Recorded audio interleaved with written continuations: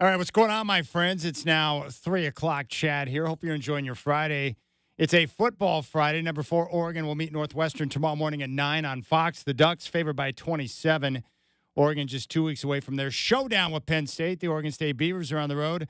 They're going to meet number 21, Texas Tech at 12:30 on Fox. The Red Raiders are favored by 23.5. From the NFL, Brock Purdy has been ruled out. Mac Jones will start when the Niners meet the Saints in New Orleans on Sunday. San Francisco now just a 3-point favorite. Bad news for the Commanders. Rudy Watzig is going to miss the rest of the season with a quad injury suffered in last night's loss to Green Bay. And how about them Mariners? They're on fire. 6 straight wins. Now tied atop the AL West with Houston. They host the Angels tonight. That first pitch at 7:10 from T-Mobile Park. Luis Castillo will get the call for Seattle. The M's finish up their series against the Angels Sunday in Seattle before a critical road trip with stops in KC and Houston.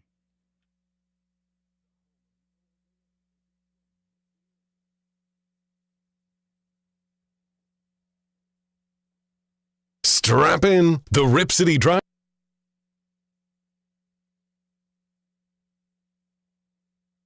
Live from the Coors Light Studios, it's time for the RipCityDrive, hosted by the crazy and often irrational Chad Doing. Coors Light, mountain cold refreshment. Choose chill. Jacobs to the right side of Love in the shotgun slot left. And faking the handoff. Love rolls right, throws end zone. He's got him. Kraft, touchdown!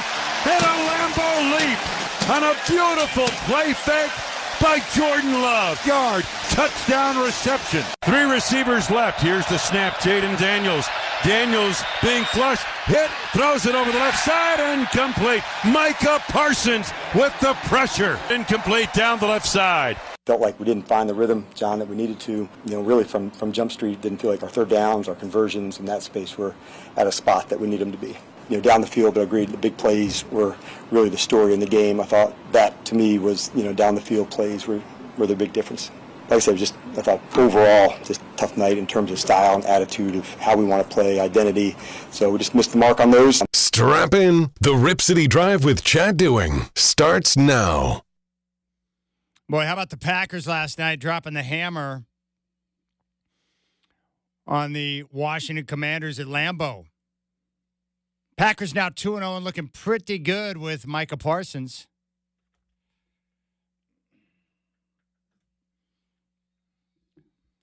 I felt bad for Jerry Jones last night. Packer fans, they love the fact that Jerry just gifted them an elite pass rusher in Micah Parsons, and they were celebrating it. Take a listen. Thank you, Jerry! Thank you, Jerry! Thank you, Jerry!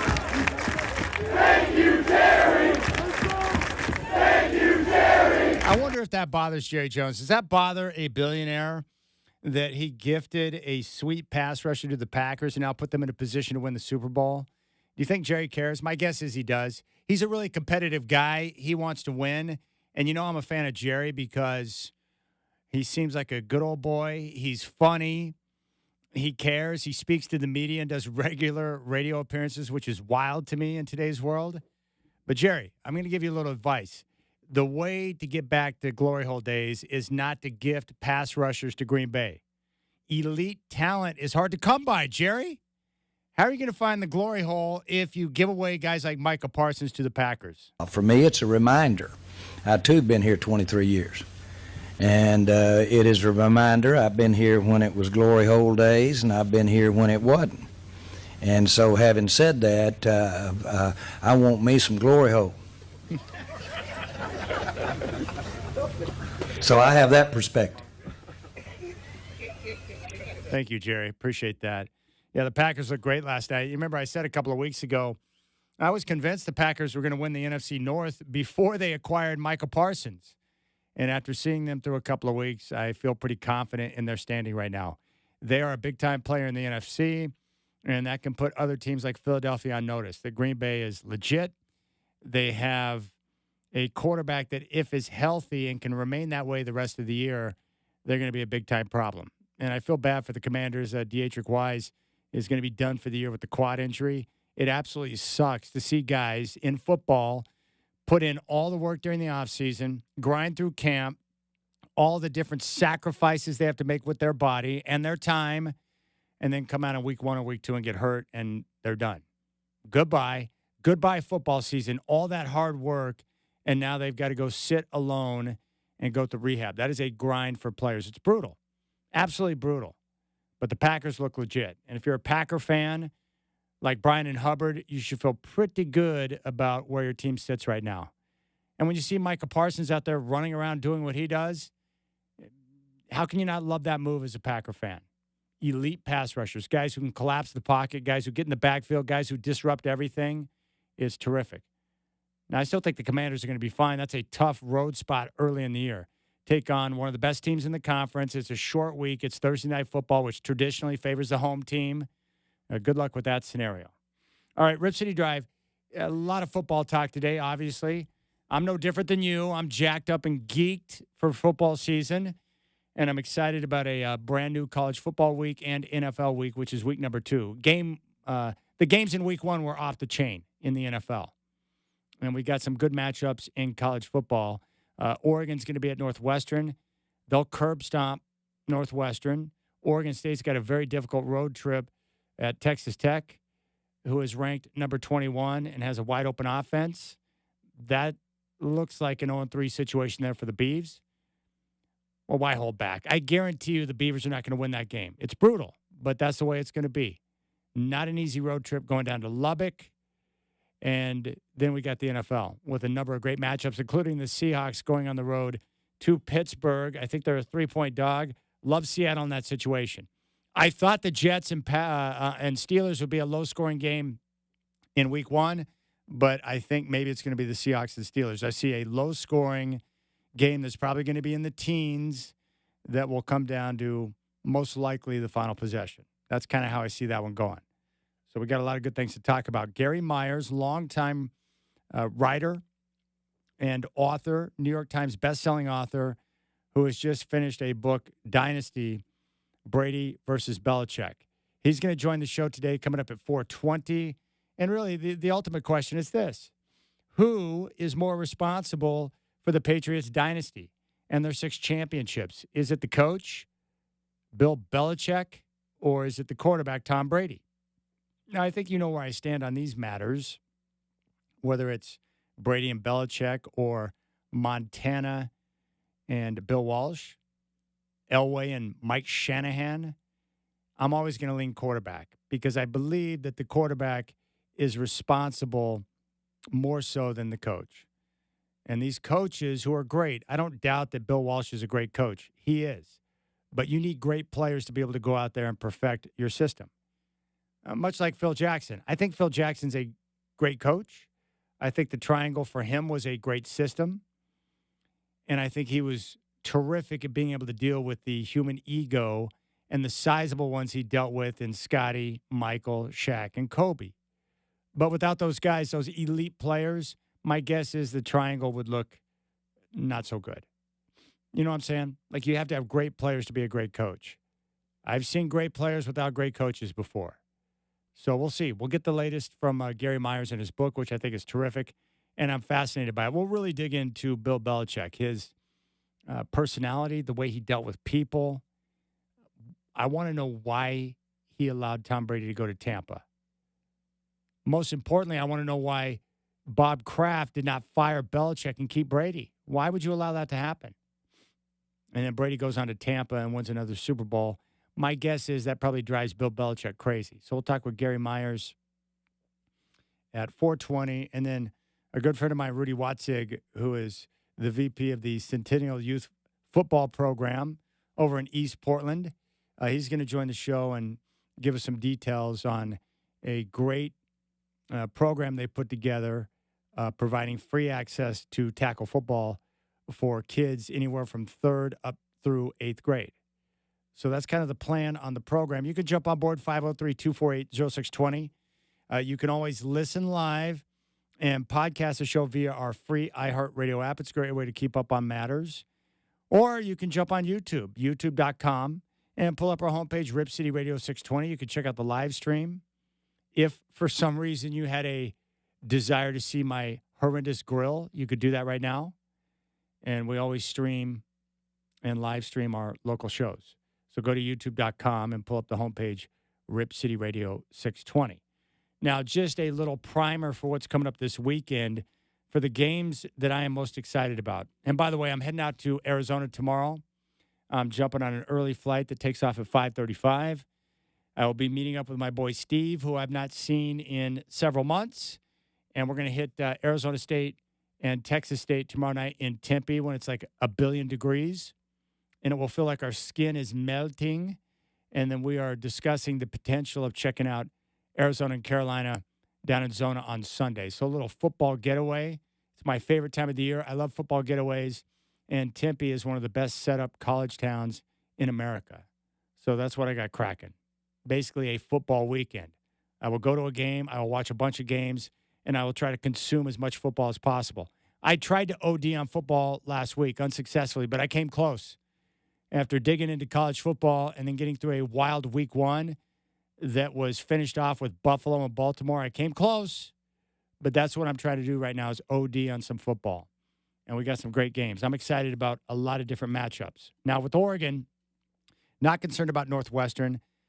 They should probably just get rid of their football program. They're a joke. Oregon will destroy them tomorrow morning at 9. And for the Ducks right now, what's the key? Staying healthy and just continuing to fine-tune the operation on both sides of the football before the eventual showdown with Penn State, which is going to be massive in the final Saturday of September. But Northwestern's a good little tune-up. And then they come back, they'll face Oregon State, and then they'll get the game against Penn State, which is great. So they'll kick off at 9. One game to keep an eye on where the line keeps coming down and down. Number 12, Clemson, is going to play at Georgia Tech. Georgia Tech's one of those, difficult teams to face. They're physical. They're good defensively. And they run the football extremely well, like we saw in their win over Colorado to kick off the year. So the question is with Clemson, what's going on with their offense?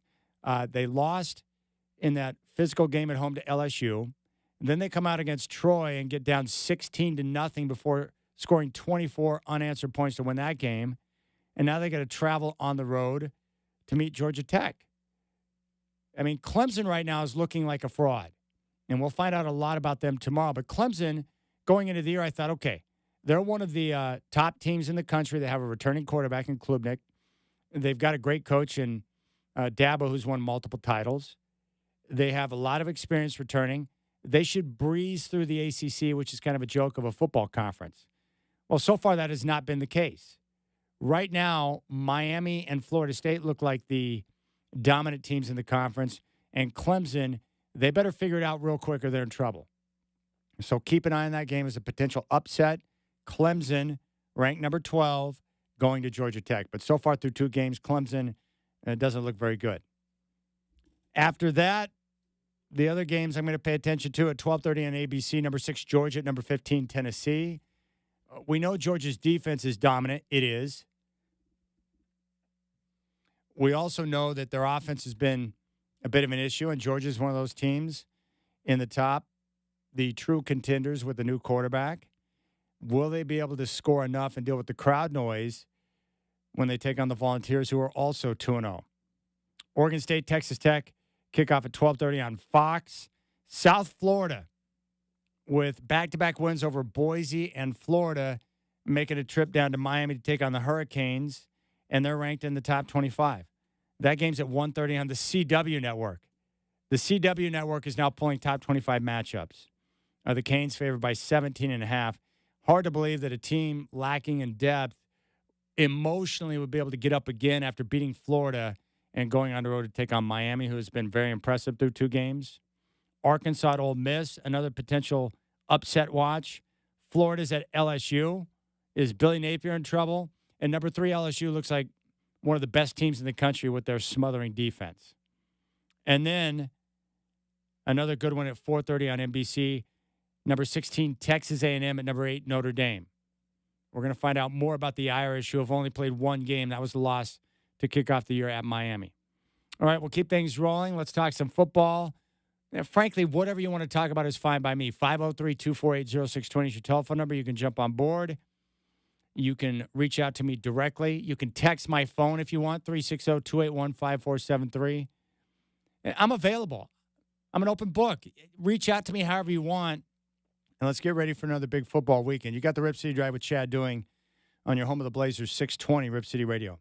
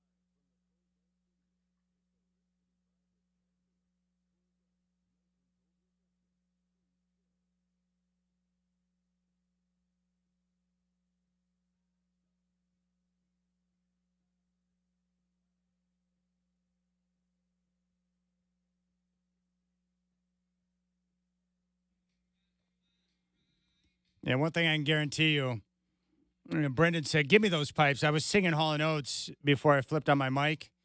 I tried that once, and I'm never doing it again. I can't sing. I wish I could, and I'm sure there's a lot of you that can relate. I love singing when I'm in my car or sometimes in the shower, whatever the case may be, by myself, but I can't do it. I'm a no-talent ass clown, but especially when it comes to music, I can't sing. And, of course, my mom was real cool and had me play the clarinet when I was in band. Like one step above the flute as a young boy. It's like, thanks a lot, Mom. Really appreciate that. No drums. You can't get a saxophone for me, but yeah, here's a clarinet. You know that your instrument is poor when your boys ask you what you play and you don't want to tell them. I don't want to say. You play the flute? No. It's the clarinet. Oh, dude, what's up with that? I didn't like that. My mom did a lot of things that were, in today's world, could be considered abuse. Like when she used to buy me the fake Jordans that had like a fake swoosh on them. It's like, hey, Mom, the pro wings do not count as MJs, all right? So can we just settle on something in the middle? And then my dad was very difficult because he didn't want to spend money ever. And when it came to shoes, his philosophy was like, I'm not spending that much money on shoes because you drag your feet. I mean, I understand now what he was communicating, but back then it sucked. And she used to cut my hair because she used to cut hair. So it was a good sensation when I finally was able to break free from Mom cutting my hair. Because the problem is with moms, and I love moms, and I respect them greatly because they do so much work. Look, I'm a dad. I do not in any way, shape, or form come close to anything a mom has ever done. But the problem is when a mom cuts your hair, they want to cut your hair or they want to dress you the way that they see you. And that's not necessarily a good idea in a lot of cases. That's all. But I love moms and respect them greatly. I love my mom. And my parents are getting ready to take off with their fifth wheel. They're going to Colorado. I think they're going to go camping up in Silverton. And now my parents are getting to the age where when they take off on a trip, especially one that's going to be on the road over several days, and it's going to require, some work, I get concerned because my parents are getting older. And last time they went on a big journey, my mom took the fall in the parking lot and busted her body up. So I have to ask them, like, are you guys going to be safe? Can I count on you returning safely? It's just weird to watch that process. So there you have it. Want to talk some football. Telephone number 503-248-0620. I will share some of my picks for the weekend coming up. And just one random thought. Like for you 49er fans out there, and I know there's a lot of them here in the Portland area, like how much does it suck being a 49er fan right now? How many years in a row does your team have to get decimated by injuries? Is it a curse from the good Lord above? Is it something that's going on with the training staff? Is it just bad luck?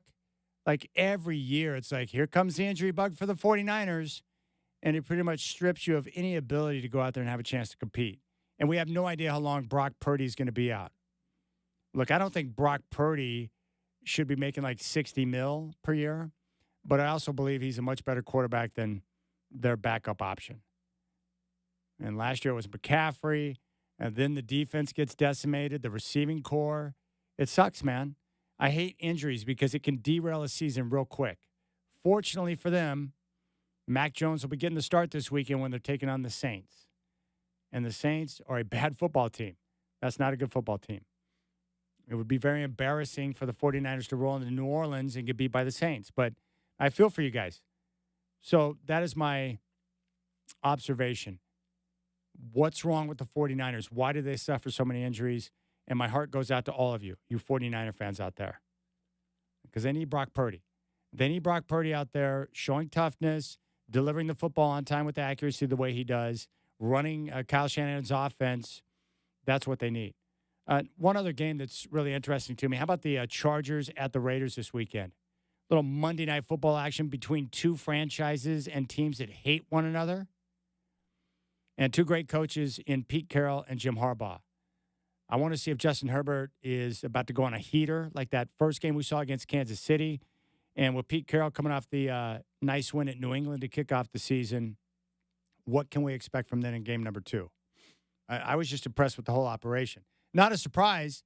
I think we all knew, and I told you, I thought Pete Carroll, the one thing you would see is like an adult in the room, where all of a sudden the whole operation from top down looks like, hey, these guys look like they know what they're doing. It's amazing how one hire can change everything. And Pete Carroll knows what he's doing. Pete Carroll loves coaching. Pete Carroll has immense energy for a man of his age. And Pete Carroll comes in with the respect. He's got a track record of success, and he knows a lot of guys around the league.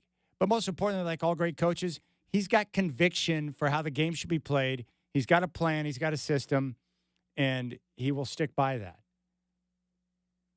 And I'm sure Raider fans at some point this year will complain about the conservative offense or why they want to run the football so much, but they're going to be competitive in a lot of football games, and you're going to see them starting to find a way to get over in clutch situations and win. You know, for years and years, the Raiders have just been inept from the top down, like a bunch of dum-dums trying to make football decisions. But when you get guys like Tom Brady involved, and then you go out and hire a guy like Pete Carroll, all of a sudden the football IQ just increased dramatically, like tenfold. And he's done a good job of, kind of bringing in the guys that he wants to work with, some veteran leadership that I think will be helpful. The Raiders are no longer a laughing stock. Pete Carroll is going to have them competitive and playing hard and getting back to the basics. And Pete Carroll does a good job of emphasizing those things that he wants to accomplish with his coaching staff, which then take it to the players. So that's a good football game. Chargers and Raiders coming up on Monday night. Now, today, I got to be honest with you, I drove down to Turner, Oregon. I spoke with a group of students at Cascade High School. Justin Lauder's class, he leads a media class. And we did it a couple of years ago. We're going to do it again, the Cascade High School takeover of the RipCityDrive. So I went down and spoke with them, shared my experience and the journey I've been through. We talked about topic development. And then these students are going to prepare radio segments. And we're going to break them up into 10 groups of 3. And we'll record them over a couple of days, and they'll take over the show. So it's pretty cool to go and talk to the class. They had a lot of questions about media and a lot of questions about the Trailblazers, but I enjoyed it. But the best part about the morning, because Turner, from where I live in Vancouver, I checked it last night when there was no traffic. It's like an hour and 19 minutes drive time.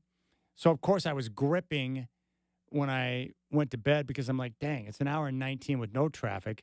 What's it going to be like when I'm trying to get through town? Do I need to leave 2.5 hours prior? I woke up and checked the drive time. I'm like, man, this is looking good. Got ready, got cleaned up, grabbed my stuff, got my coffee, and I was ready to roll. I can't remember a time during the morning commute, and I was on the road like during the sweet spot, like right around 7 o'clock or whatever it was.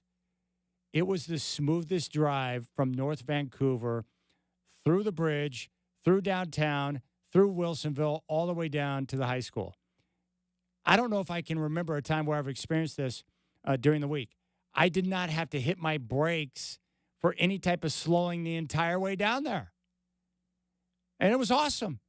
And I complain enough about the traffic when it's bad. So I just want to give a tip of the cap to all the drivers out there this morning. That was the smoothest commute in the history of my life. It was awesome. It felt like I was driving around like it was during COVID when no one was on the road. So it was great. That's a great way to kick off your day. I got a cup of coffee, and I'm cruising, thinking about the day, getting ready for a football weekend, and I'm experiencing one of the greatest drives in the history of my life. How can I not be thankful for that? And then when you drive around town, like I was in Denver recently, and the traffic and all the cars and the people and the horns honking and the birds flying, no wonder people get pissed off because they're in that every day. How do you do it? How do I do it? Oh, man, it was good. It was so nice. Don't you like days like that? And unexpected pleasure. I love the unexpected pleasure, something good that happens that you don't anticipate, something good that happens that you never thought had a chance of happening, and it happens. You're like, dang, this is good. Thank you very much. I actually went across the bridge, and it didn't take me like 30 minutes to get through there on the Portland side. The whole way. It's like, what in the world's going on here? Is there something going on I didn't know about? Is it a holiday? Is there like a new federal holiday? No, it's just a normal Friday with great traffic. So it was awesome. So there you have it. 503-248-0620 is your telephone number. I would like to say that I've been right about something. I mentioned it yesterday. I want to talk about it again because I'm hearing more people talk about it. Joel Klatt mentioned it. I've heard a couple of others. I think maybe Josh Pate. All of a sudden, the idea that Oregon has a legit chance to win the championship. And I would agree. I've watched Oregon out through 2 games, and I really believe going into the year with the additions they had at defensive tackle and at offensive tackle and the dynamic play of Dante Moore after having a year to sit and learn the system and watch Dylan Gabriel and continue to pick the brain of Will Stein and look at where they're at now. They look great. Now, again, I'm not going to overreact to wins over Montana State and Oklahoma State, but the operation is exactly what you'd want to see from a dominant football team. And what I'm most excited about now, after seeing them play a couple of weeks, is that I know physically they are sturdy enough to go into Penn State and get the win over the Nittany Lions. And as difficult as it is to travel from the West Coast, the Northwest, back to the East Coast to play these early kick times, it's difficult to travel that far and play a football game and get you guys ready, but Oregon's done a good job with that. I don't even know what impresses me the most. Dante Moore's play has been great. His dynamic play, his arm strength, and the way he's really been able to get the football downfield. We saw it against Oklahoma State. Like, that part's nice. Also, the explosive plays in the run game, which were lacking last year, are suddenly back. The defense, the defensive line, the secondary play has been tremendous. Like, I don't know what aspect of the team has been the most surprising or, something I appreciate the most. I guess if I had to pick one, it's probably the continuity with the new faces that came in on the offensive line. Yeah, how good that group has looked. And that's so important because they're going to need that when they go to Penn State. These games are critical because we're talking about tie breaks. It's kind of like the Baltimore-Buffalo game on Sunday Night Football. And the reason why that was such a huge comeback for the Bills, because those two teams are competing for playoff positioning in the AFC. I can guarantee you right now that Buffalo and Baltimore will be a part of the postseason in the AFC, barring some type of catastrophic injury to Lamar Jackson or Josh Allen. So that tie break is going to come in real handy for Buffalo at the end of the year. Well, it's the same thing in the Big Ten. I think Justin, when I talked to him on Monday, he threw Michigan into the mix. I don't put Michigan in the mix. I think there are 3 teams in the Big Ten that have a legitimate shot to win the conference. And I think you know the 3, right? It's Penn State, it's Ohio State, and it's Oregon. Those are the 3 teams. I don't put Michigan in the mix. Illinois is not in the mix. But the 3 teams are Oregon, Ohio State, Penn State. And so for Oregon to reach the Big Ten title game again, they need that game against Penn State. They don't need it to make the playoff. I mean, their schedule shapes up nicely this year, but they do need that game to ensure a pathway to the Big Ten title game because they don't play Ohio State. But of the 2 teams that they're competing against, Ohio State and Penn State, of what I've seen early, I like Dante Moore more than I do Julian Sand or Drew Aller because Moore looks more explosive. So I just like what I see. Oregon appears to have something special. But last year's team went undefeated. So you can't just anoint them yet, but from what I see so far, the elements of their team and what they have and the physical play at the line of scrimmage on both sides, that gives me optimism they're going to be fine. But I can't wait because they're holding on to stuff, right? Because these teams they're playing ahead of Penn State aren't exactly great. What are they holding back? What is Will Stein sitting on that he's going to unleash against the Nittany Lions? That's what I'm most interested in. And my theory is pretty simple. I think Penn State is a good football team, but I also think that they're overhyped because I've seen them in big contests before. I don't think they're explosive enough on offense. So that here's the thing for Oregon. Penn State is going to try and slow the game down. They're going to try and run the football down your throat. They want to control the clock, and they want to reduce the opportunities throughout the game that Oregon's going to have. So that means that you've got to be able to be strong and sturdy at the line of scrimmage because Penn State they're going to try to run the ball. But if you can stop the run and force Drew Aller to become one-dimensional, then all of a sudden they become much less effective. So I just like those things that I see. Now for the Beavs who are going to Texas Tech, That is a brutal matchup for them. The next two games, Texas Tech on the road, Oregon on the road, both very bad. But I don't care about that. 0-4, 1-3, 0-4, whatever. The key for me now for the Beavs, it comes down to Coach Bray. I want to see how he keeps these guys together as they suffer through the early part of their schedule. You know, the mistakes, the special team gaffes, all the stuff we've seen so far from the Bees, which has been brutal. How does he keep them together? Do they continue to respond to the message? Do they continue to work hard? What are their practice habits like? And can they fight, scratch, and claw to get themselves back in the mix because their schedule is going to lighten up? That should tell us everything we need to know about Coach Bray, and that's what I love about football, those type of challenges right there. Can you keep the guys focused, locked in, continuing to work, and responding to your message, even though you've gotten off to a brutal start at 0-4? So we'll find out. But for Oregon right now, just stay healthy and continue to fine-tune. And then we'll see what you're all about when you take on Penn State. I love those type of situations. So impressed with Oregon so far. I've been very impressed with LSU and their defense. They're going to take on Florida this weekend. Not so impressed with Georgia. Their offense looks kind of messy, kind of like last year. And they got a big matchup coming up this weekend against Tennessee on the road. Now, Georgia's fortunate this year because they get Bama and Ole Miss both at home. They got to travel to Tennessee. And we'll find out. And that's what's great about college football. 2 weeks in, we start to find out about these teams, and we're almost a quarter of the way into the season. All right, 503-248-0620. That is the telephone number to call. Now, you can reach out to me on X at Chad and Rip City. And don't forget, you can always listen live and podcast the show via our free iHeartRadio app.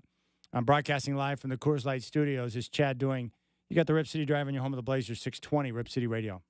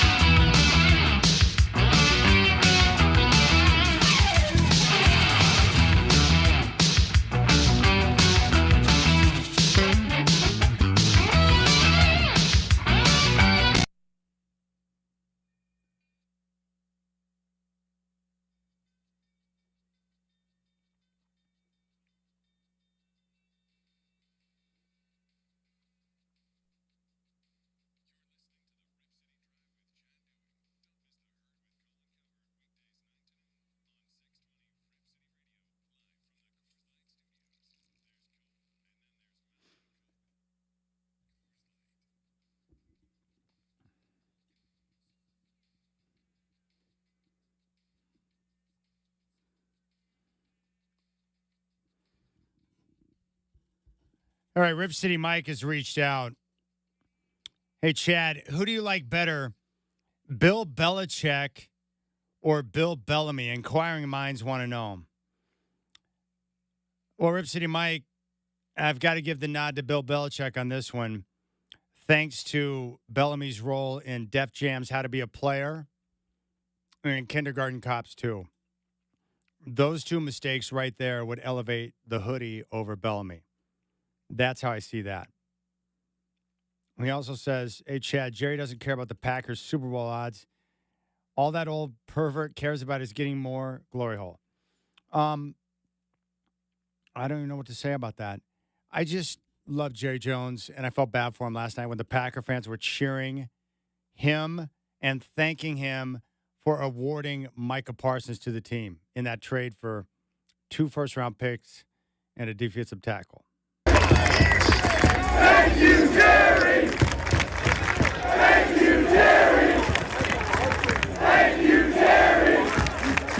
Thank you, Jerry! Thank you, Jerry!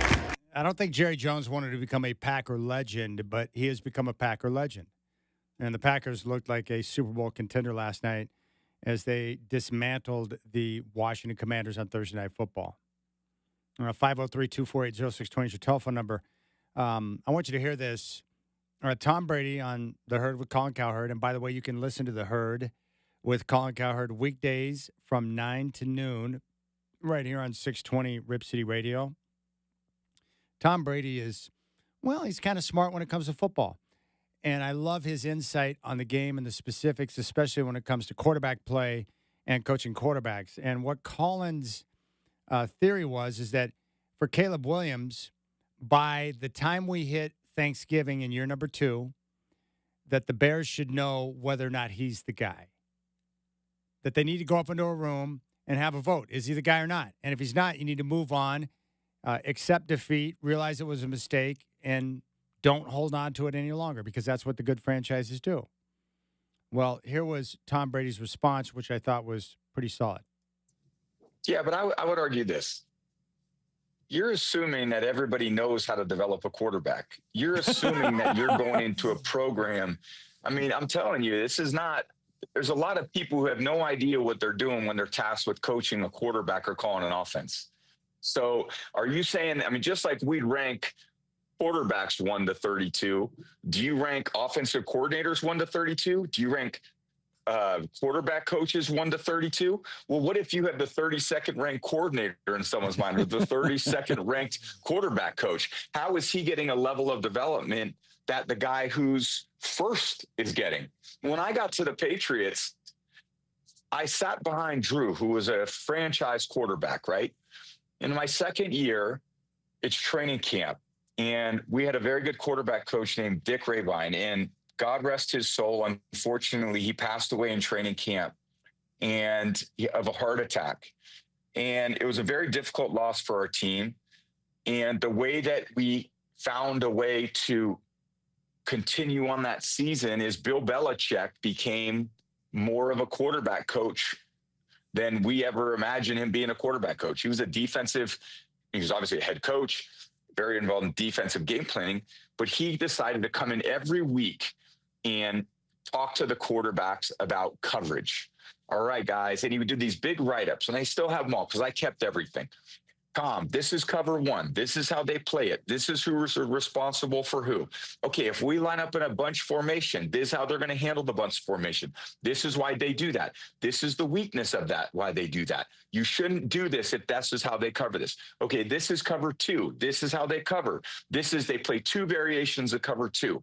When they're in this variation, this is what they're trying to stop. When they're in this variation, this is what they're trying to stop. Okay, this is cover 4. This is how this team uniquely plays cover 4. We shouldn't line up in this formation to try to run this concept.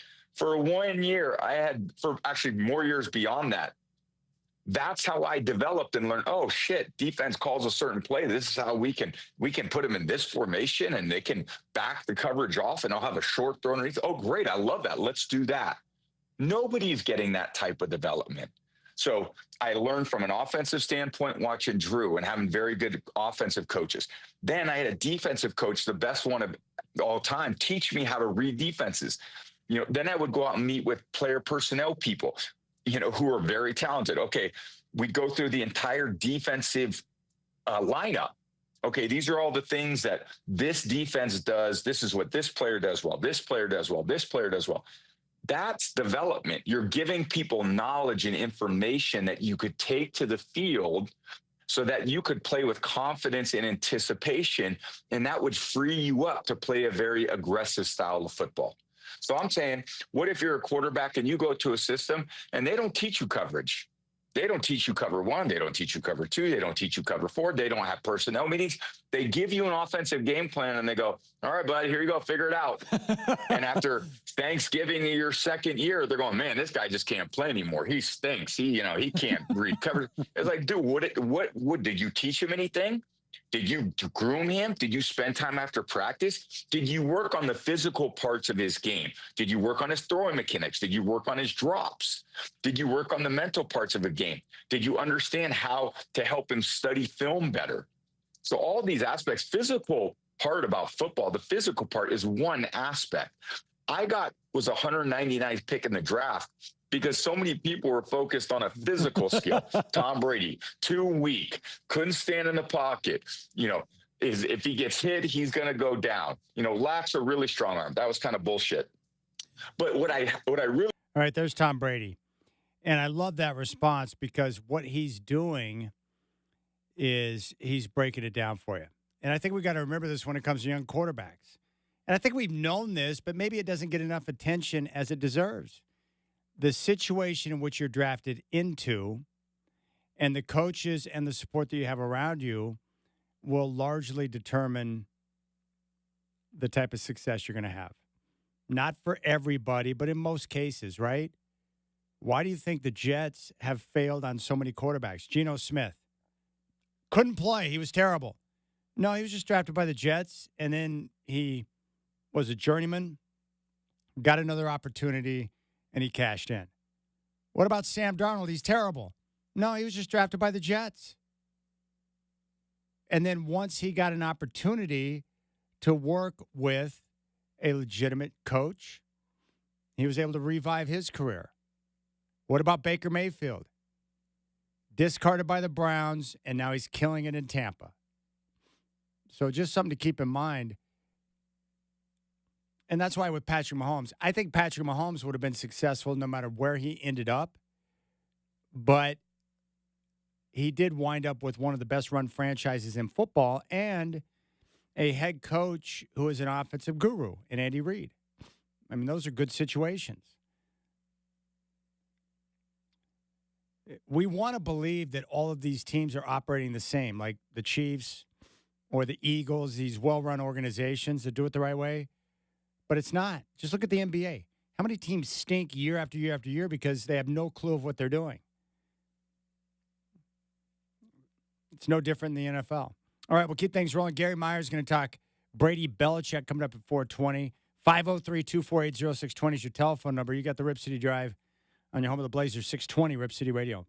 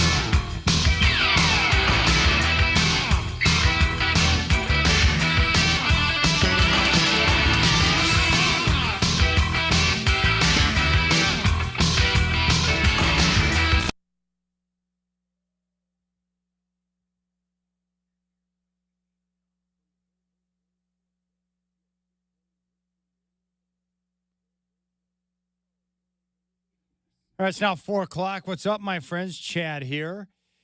Number 4, Oregon's going to take on Northwestern tomorrow. That game will kick off at 9 a.m. on Fox. The Ducks, a hefty 27-point favorite, just 2 weeks away from their showdown with Penn State. Oregon State on the road. They'll take on number 21 Texas Tech at 12:30 on Fox. The Red Raiders, a 23.5-point favorite. From the NFL, Brock Purdy has been ruled out. Mac Jones will get the start when the Niners meet the Saints in New Orleans.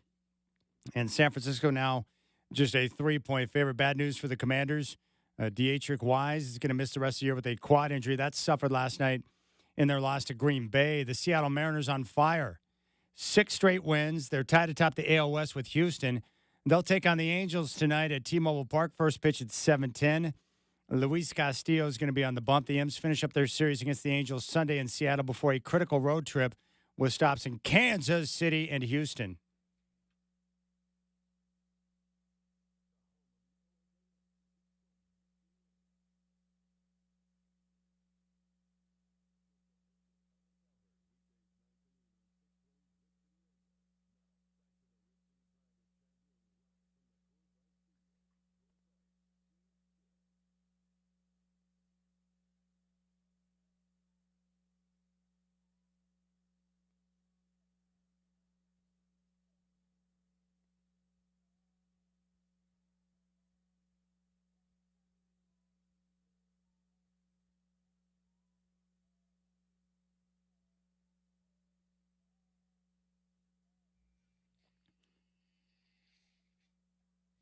All right, Gary Myers, who has been covering the NFL for a long time. He's also a New York Times bestselling author. And he's got a new book out on the dynasty, Brady versus Belichick. He's going to join the show coming up in 20 minutes. I'm looking forward to that conversation. I want to know from him who gets the majority of credit in his mind, Brady or Belichick, for those 6 Super Bowls. Telephone number, if you want to jump on board, 503-248-0620. We do have some Friday night college football. One of the games, which will be on ESPN, is Colorado playing at Houston. And then, of course, we got a full slate of college football tomorrow. And then, of course, week 2 of the NFL, which is going to be fabulous.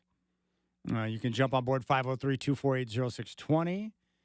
You can always listen live and podcast the show via our free iHeartRadio app. And I just want to hear from you. Let's have a little conversation and get ready for some more football, which is going to be awesome. The Ducks, of course, have got a couple of tune-ups with Northwestern and Oregon State before we get that sweet game against Penn State. Let's go out to Mitch in New Jersey, the one and only Mitch. Mitch, what's on your mind? What's cracking? Hey, Chad. Chad, how you doing? Happy Friday. Happy Friday, my friend. What's on your mind? Come on, every day is like Friday. Come on. But I do miss the pups and the people and the customers, 99%.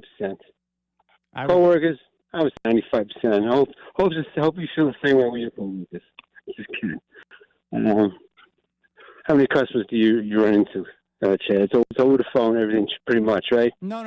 I'm out. Hold on for a second, Mitch. I'm a man of the people, so sure. I'm out amongst the people all the time. So I run into listeners who I consider my customers all the time. So I don't hand them dog treats like you did your dogs on your routes, but I'm always happy to chop it up and talk a little sports with them.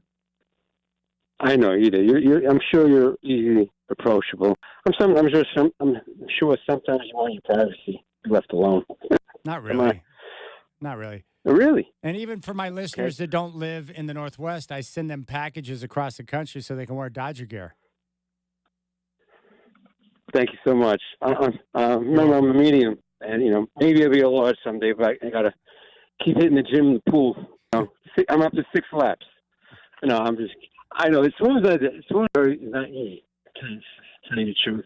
A lot of times getting the arms, the regular breaststroke, and using your legs at the same time. It's not easy, but it's good exercise. That's great. Yeah, it's pretty good. No, during Mitch, my day.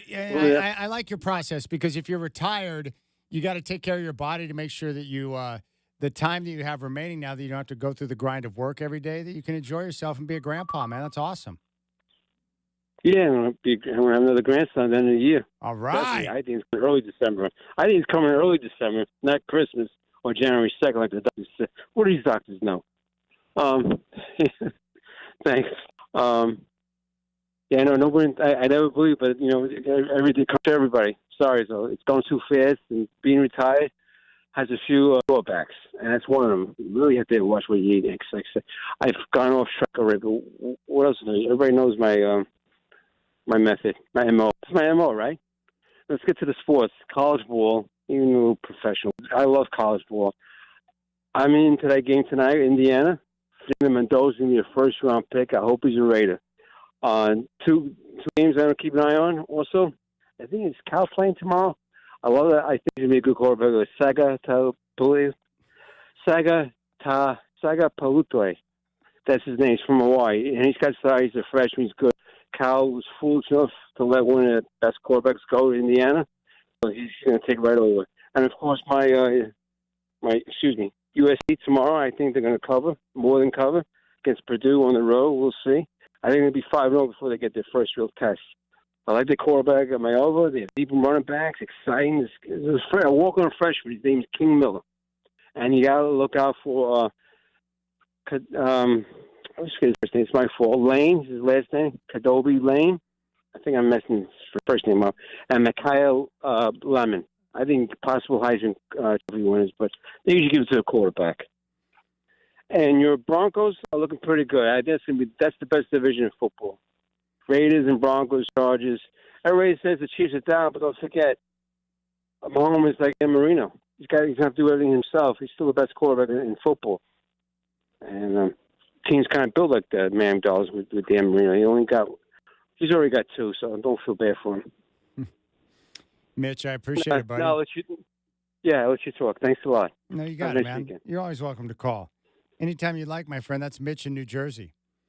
All right, speaking of the USC Trojans, one thing that you should be happy about, Mitch, they're getting back to the type of ball that they need to be successful, and I mean running the football.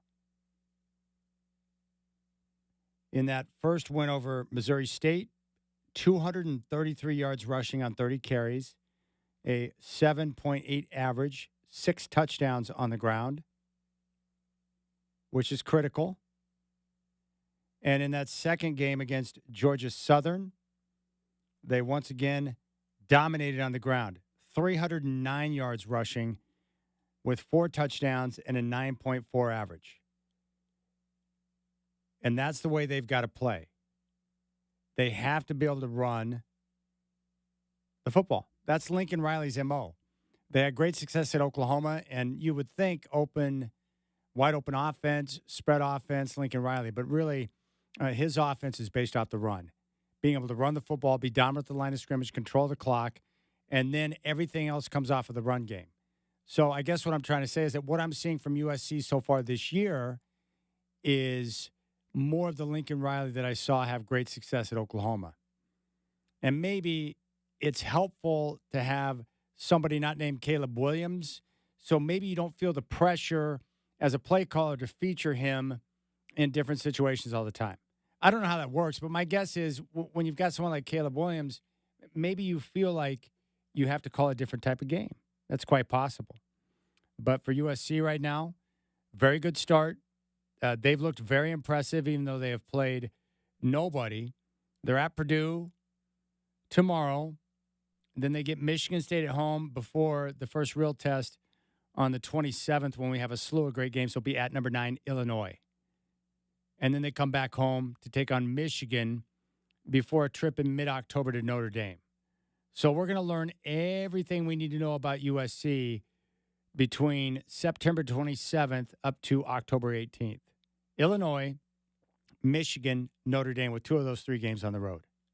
And we'll see. After that, they have to travel to Nebraska. They get home games against Northwestern and Iowa before that road trip to Oregon in late November. So we shall see. 503-248-0620. I love Mitch, but I still think Travis Demers does a better Mitch than Mitch does himself. Let's say we go to the phones, we go to Jersey, we bring on Mitch. Give me your best Mitch in Jersey impression. Hey, Chad. Thanks for taking my call. Hey, Chad. Travis, how you doing? How's the boys? You know, that Justin Turner, my Dodgers. What? Come on. I mean, you want to wear a mask? Get COVID. What are you doing? And Corey Seager, he should have won the MVP. I'm just saying.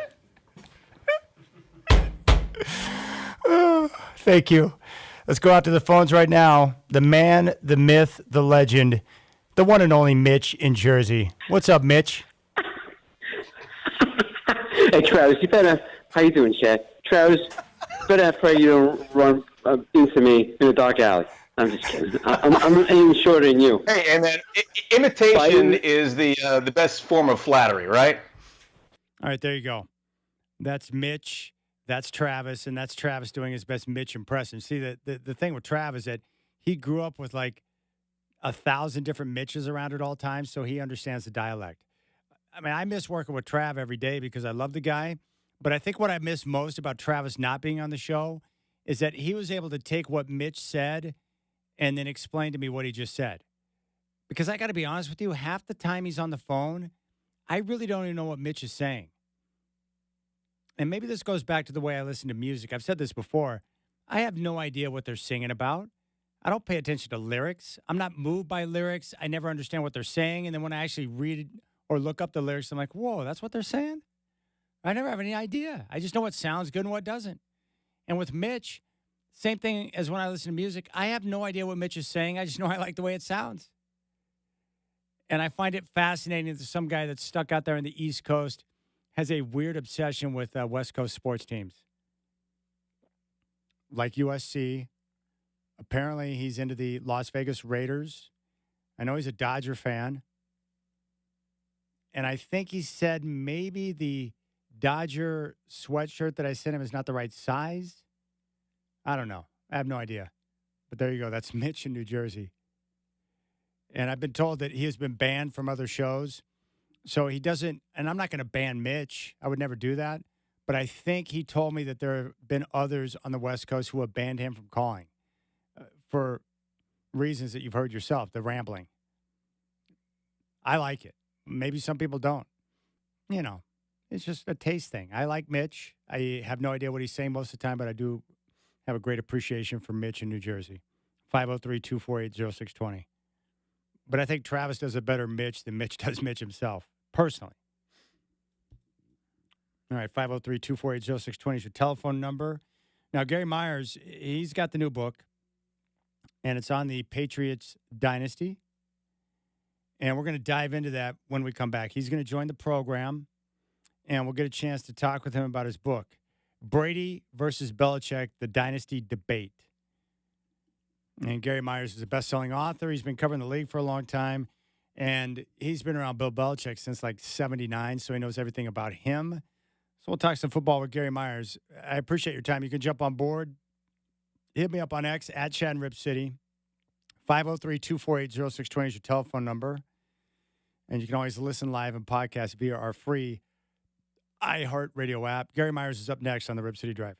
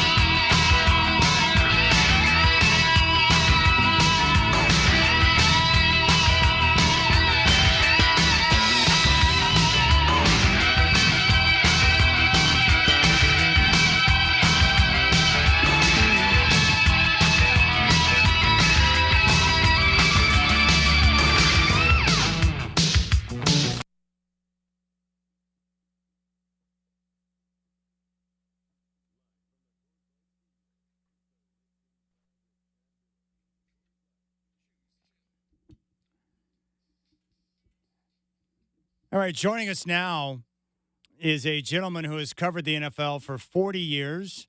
He's also a New York Times best-selling author, and he's got a new book out, Brady versus Belichick, The Dynasty Debate. It's available wherever you get your books.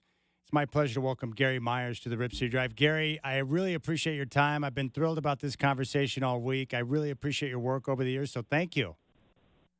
Oh, my pleasure. How are you doing tonight? Oh, very well. It's only afternoon there, right? Yeah, it's afternoon here, but yeah, it's great. You know, I mean, you've traveled around the Northwest this time of year, like late August, early September. The weather is spectacular before the rain comes in, so we're just enjoying it. Well, good for you. It's been alternating between chilly and summery the last week or so here. That's right. So we don't quite know what to make of it. I know. Yeah.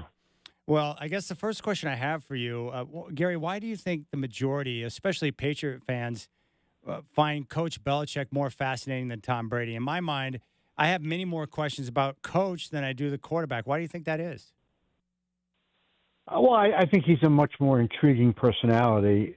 Everybody's gotten to know Tom fairly well ever since he left New England, because once he went to the Bucs and now in his TV career, you know, he's showing much more of his personality.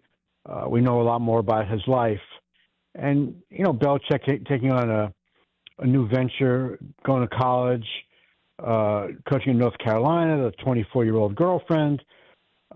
There's just a lot more about him that people would like to find out. I don't know if that's good or bad, but...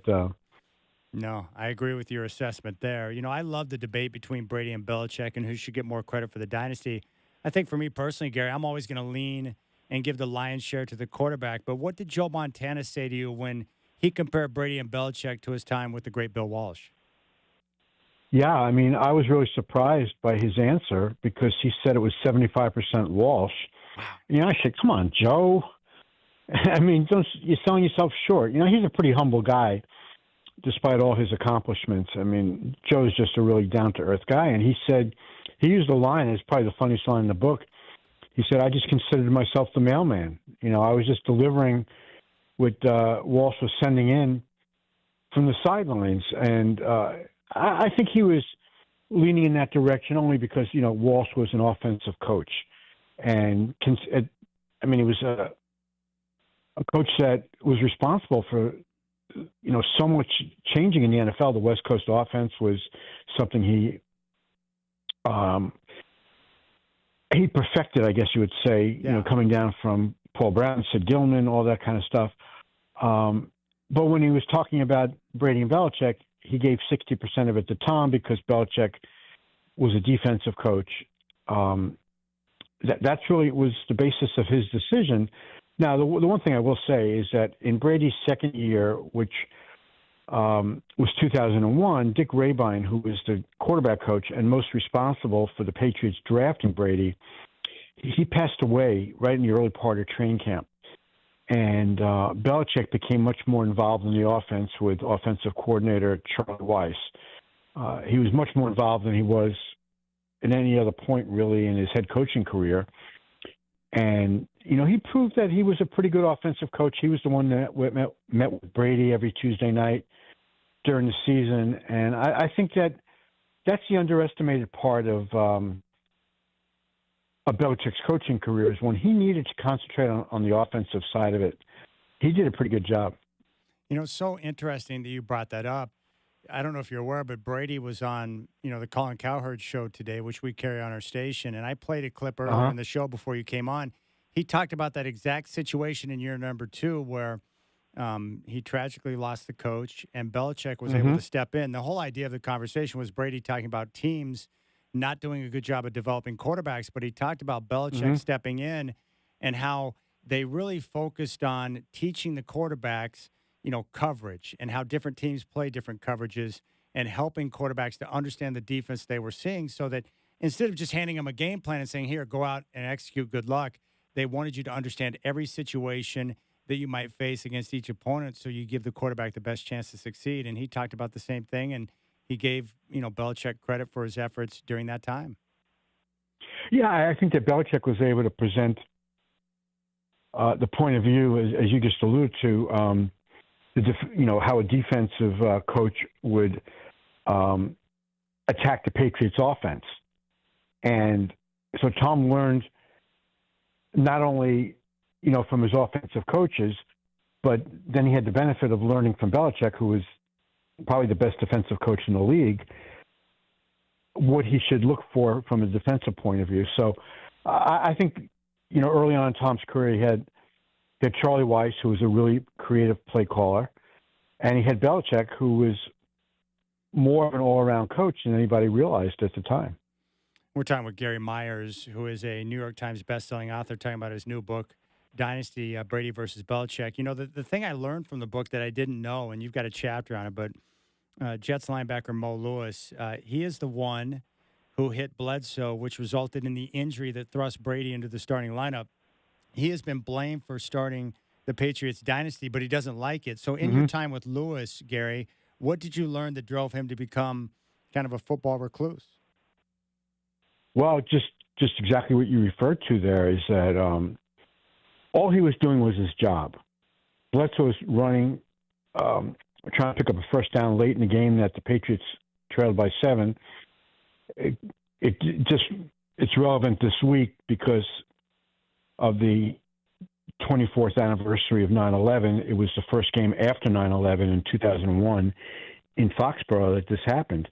And, Bledsoe wasn't really a nimble guy, but he also knew that Belichick was not his biggest fan and that he really liked Brady. So it was his attempt, to pick up a first down, try to win that game, and prevent Brady from taking his job. And he was running down the right sideline. Sean Ellis, a Jets defensive end, was trailing him, and Lewis was coming straight at him. Instead of Bledsoe veering out of bounds, he kind of turned in to try to go around Lewis, who it was just, I don't know how you want to describe it. Vicious. Pulverizing hit. Terrible. Vicious. That Marvin Jones, who was a Jets linebacker who wasn't in on that defense, was standing on the sidelines, which is, is a little more than 53 yards away across the field.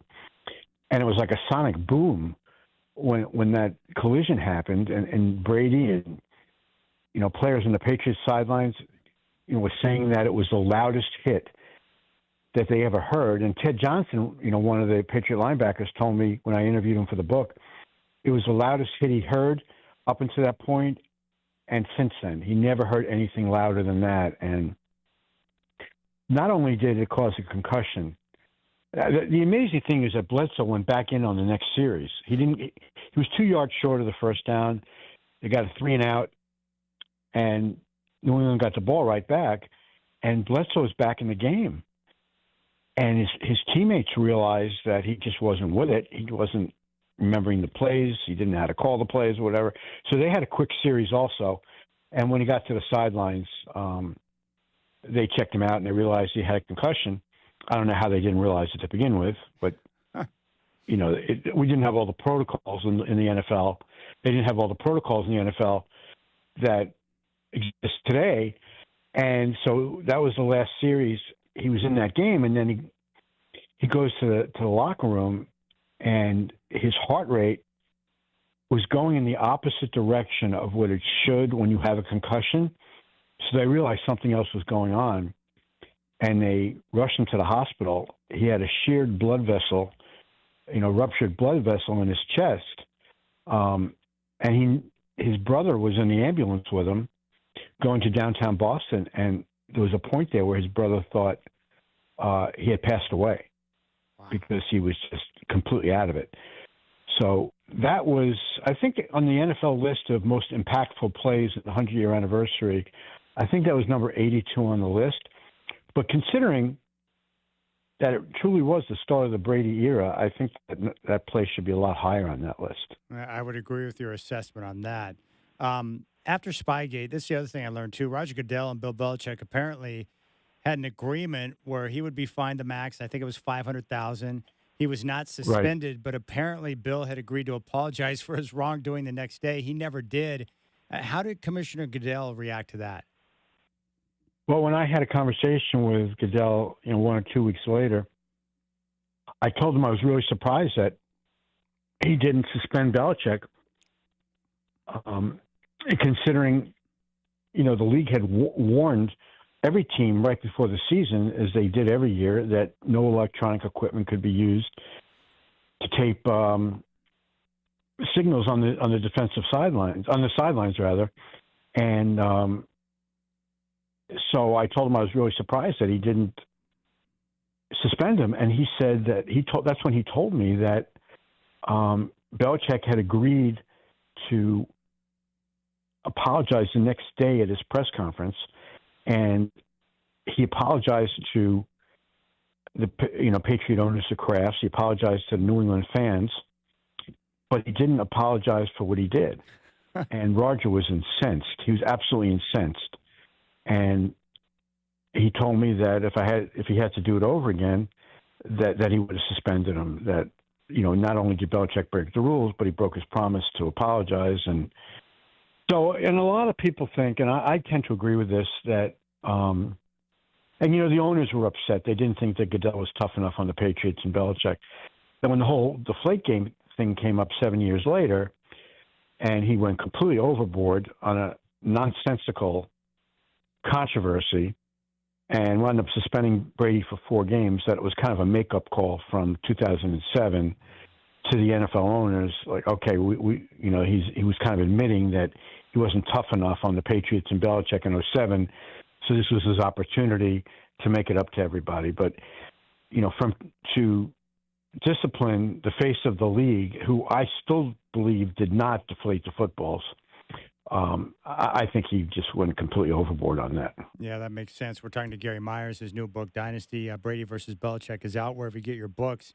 I've got this quote here I want to read to you from the book because I'm fascinated by it. But it says here, and this is a interview or conversation you have with Belichick, quote, 2020 was an impossible situation in New England. Brady absolutely made the right decision. We could not put a good team around him financially after stretching for 10 years. We ran out of cap space and had to rebuild the team. 2019 was our last year of opportunity to win. 2020 was a rebuild, and then we were right back in the playoffs in 2021. So what I'm trying to figure out, Gary, and maybe because you've been around Belichick so much, how is it possible for him to miscalculate how much Brady had left in the tank, who then went on to win that title in Tampa? Because he always believed in getting rid of a player a year too early than a year too late. And he just applied that principle to every one of his players, regardless of who they were. And Brady was closing in on 40. He was 40 in 2017, so he's a little past 40, and he felt he was just about done. Now, the problem was that he didn't have a succession plan in place. He thought it was going to be Jimmy Garoppolo, but he was kind of forced to trade him in 2017. Tom didn't want him around anymore, and Kraft sided with Brady on that one. And so, when he agrees, like a long story short, they agreed in 2019 to allow Brady to redo his contract so that it would expire after that season, and he couldn't have the franchise tag on him. So they let him go. But the problem with that quote from Belichick is he kind of was responsible for the problems that they were having personnel-wise. Well, of course. And so he says, it was an impossible situation. Well, no kidding. Who made it an impossible situation? It was bad use of draft choices, bad use of cap money. And, the talent definitely had worsened over the years around Brady. But, they won a Super Bowl in 2018. How much could he have slipped? Yeah. So it was just a mess at the end. I think 20 years together is an awful long time. And they had just kind of I know that Brady was sick of Belichick, and Belichick probably had enough of Brady at that point, although I think if they had to do it over again, I know if they had to do it over again, they would have found a way to make it work because, as much as Tom enjoyed his 3 years in Tampa, I really do believe that he was one of those guys that wanted to only wear one uniform. And Belichick certainly would have had a better chance of succeeding and not getting fired in New England if he had Brady and then just utilized his cap space and his draft choices, much better than he actually wound up doing. Do you know if Bob Kraft regrets allowing Belichick to force Brady out? Yeah, I think that he does. And, he's actually been quoted saying that. But what convinced Kraft to keep Belichick rather than Brady was Belichick just a magnificent game plan in stopping the Rams, who had a really high-scoring offense in 2018. He held them to 3 points in the Super Bowl. So he goes, my coach has got plenty left in the tank, and he's convinced me my quarterback doesn't, so I'm keeping the coach. And I think that Belichick went into the 2018 season kind of on double secret probation, because you remember the year before is when he benched Malcolm Butler for reasons that he still hasn't explained. Yeah.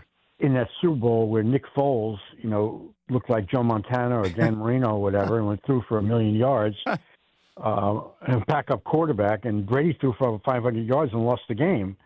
And Malcolm Butler had played like 99% of the snaps 2 weeks earlier in the AFC Championship game, and something happened that Belichick has still not explained. What Butler did to tick him off that he wouldn't play him in that game. And I'm not sure that Butler even knows to this day. Gosh, that is one of those questions where I wish I'd like to know the answer to. One thing I was going to ask you, from what I recall, when you were at the New York Daily News, I respected it because you were pretty hard on Belichick for some of the actions and things that had taken place. What was your relationship like with him during that time for someone that you had known for a long period of time? Yeah, I've known him since he was a Giants assistant coach in 1979, which just shows how old I am. And but I was just a kid in those days. I was in my early 20s. When he was with the Giants, I had a good relationship with him. And then when he was in New England, and then he came to the Jets, I was in Dallas for most of the 80s. So when I came back, he was finishing up with the Giants, and then he went to Cleveland, then he went to New England for a year, then he came to the Jets with Parcells. And I had an okay relationship with him. I don't know that anybody was really close to him. But starting in 2007, the Spygate stuff, I was pretty hard on him in the Daily News, and he was well aware of that. And we just didn't have a relationship at all. We really didn't talk. I'd go to the press conferences and stuff in Foxborough and, obviously at the Super Bowl. And I would ask him questions every now and then, but there was really no relationship. And then in 2020, I've been on the Hall of Fame selection committee for a number of years. And in 2020, we had the Centennial class, and they added some NFL people like Ron Wolf and Bill Polian and Bill Belichick. It was a couple of days after they had lost to Tennessee in the wild card round in what turned out to be Brady's last game in New England. So the meeting was in Canton, and Belichick was able to attend the meeting. And as it turns out, we sat right next to each other. That's awesome. And so he goes to, he had his notebook down, a binder down by his seat. And there was an empty seat next to that, but he wasn't sitting at the time. Just the binder was there. I had no idea who was sitting there. So I go to sit down, and somebody leans over to me and goes, Bill's sitting there. I go, oh, great, Polian? I like Polian. They go, no, Belichick. I go, oy, this meetings are like 8 hours. And 8 hours of misery. I'm going to be sitting next to a guy, we're not going to talk to each other for 8 hours. But we had a great time. That's in awesome. all seriousness. Yeah, we talked the whole time we could in between presentations, and he was asking me questions about the process. He was curious why, to that point, Paul Tagliabue hadn't gotten in, so I explained that to him. And we've had a good relationship ever since. We email all the time. So more so when he was in New England in his last few years than in North Carolina, because I think his girlfriend is monitoring all his emails. Yeah, she doesn't want Gary Myers reaching out to Bill Belichick anymore. She's gonna delete. Right. That's right. Well, Gary, I here's what I'd like to do if possible. I don't know what your schedule's like. Sure. I need to take a break. Is it okay if we call you back in a few minutes. I still have a few more questions for you, and if I could have like 8 more minutes of your time, I got a couple more questions on Belichick. Are you open to that? You know what? I'm watching. I wasn't talking to have the sound off. I'm watching the Mets. Mets are my team, and they just gave up 5 runs in the top of the first inning, and they're going against Jacob DeGrom, their former ace. So I've lost interest in the game, so you can have another 8 minutes for sure. That's terrific. All right. We'll take a quick break. More with Gary Myers, who's got his new book out. I love it. Yeah, he's a Mets fan. He has no interest in the Mets right now. More with Gary Myers when we come back. You got the Rip City Drive with Chad doing.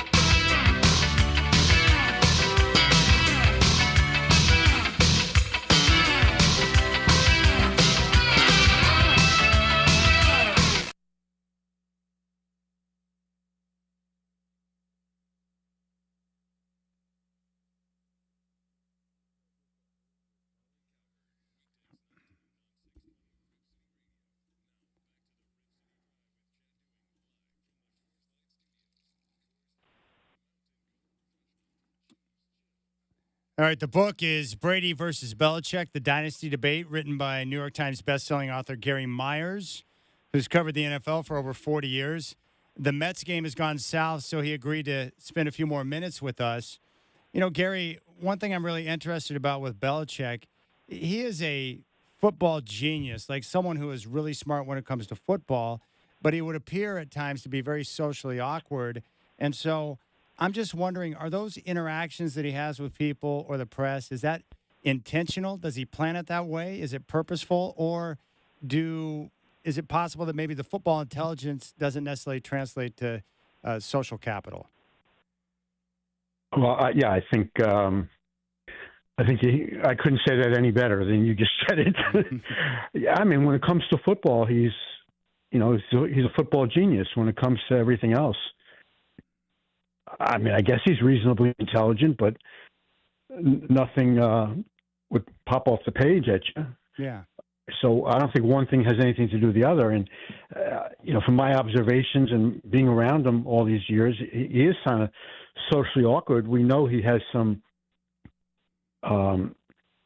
let's say, he has some charm going with 24-year-old women, which I don't really understand. I'm not going to pass judgment on somebody else's life, but, I have two daughters who are older than that. And it's very hard for me to fathom what's going on there. Yeah. But it's his life, whatever. Yeah, I think for many fathers, it's hard to fathom that, my friend. One thing I did notice in the book, too, Tom Brady's father doesn't appear to be the biggest fan of Bill Belichick, really was critical of the coach for not showing some appreciation or applause for Tom and the work that he had did. And so I was curious. I know that there were difficulties with, Tom Brady and Bill Belichick, but what about the other players on the team? Was Belichick approachable? Did they feel like they could communicate with him? What was the sense you got from the other guys? No, I mean, I talked for a long time with Devin McCourty, who is just a terrific person. He was a great player, but he's really, really a good guy and really bright. And he just said that he avoided any interaction one-on-one with Belichick at all costs. I mean, there were some times that they had to have conversations, but he confronted him in January of 2021 after the insurrection on the Capitol, and Belichick. It was bad timing, but Trump was going to give Belichick the Presidential Medal of Freedom right around the January 6th. It was to be like a week after, and the season was over for the Patriots.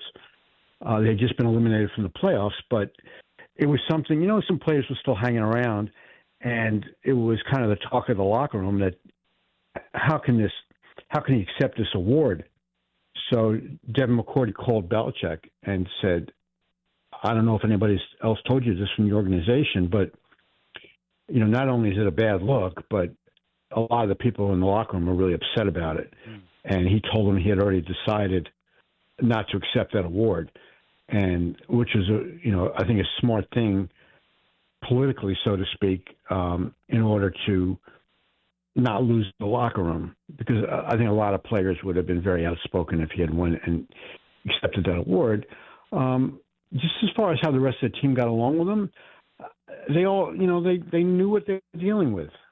And you had to have real thick skin to play for the Patriots because, as he proved with Brady over the years, and this is what Tom's father was really upset about, that it's one thing that he coached him really hard and made an example of him in the meetings, in the practice field. To do that early in his career was one thing. But once the guy's established himself as the best quarterback in NFL history, and you win game by 3 touchdowns, but Tom throws a meaningless interception, you don't necessarily need to harp on the interception in the Monday morning meeting when you just won by 3 scores and you're dealing with the greatest quarterback ever. And Belichick never changed his approach with Brady because he felt like if he can pick on Brady and Brady wouldn't complain, then there's nobody on the team that would feel they have the right to complain. And I think Tom went along with it for like 10 or 12 years, and then he just got sick of it. And that's one of the reasons that there was so much friction at the end. I mean, it was one of the many reasons there was friction at the end, but I think that was something that was just building that Tom was just going, like, enough. Okay, got your point across. I was a good soldier for 10 years. Pick on somebody else. I've got two more questions for you. Do you think Belichick will coach in the NFL again? No. I think that he got passed over right after he got fired by the Patriots. He sent feelers out before he took the North Carolina job, including, and this is just so mind-boggling that it's actually very, very funny. He actually reached out to an intermediary who was dealing with the Jets to find out if the Jets would be interested. And, that's after his history with the Jets on, quitting 24 hours into the job in 2000, and basically being at war with the Jets for 20 years that he was in New England. For him to reach out to the Jets to see if they were interested just shows the level of desperation to coach in the NFL. Despite him saying that coaching in college was his dream job and his dad used to be an assistant coach at North Carolina. So I'm sure that, he had a fondness for North Carolina because of his dad, but that was not his dream job. He very much wanted to coach in the NFL. And so he's gone through 2 hiring cycles, even though, he took the North Carolina job before the end of the NFL season, but everybody pretty much knew there was going to be where the openings were going to be. And he got no indication he was going to be even considered for any of those jobs. So he went ahead and took the job in Carolina and then claimed it was his dream job. I mean, I would call that stretching the truth a little bit. And now the stuff that's going on off the field with the girlfriend and stuff, bizarre. I just don't see an NFL owner. Because you just think about it this way. He's in Chapel Hill, North Carolina, which is hardly the center of the universe, although it's an excellent school. And I've never been, but I heard it's, really pretty campus. But it's not exactly like the media center of the world, or it's not covered like an NFL team. Yeah.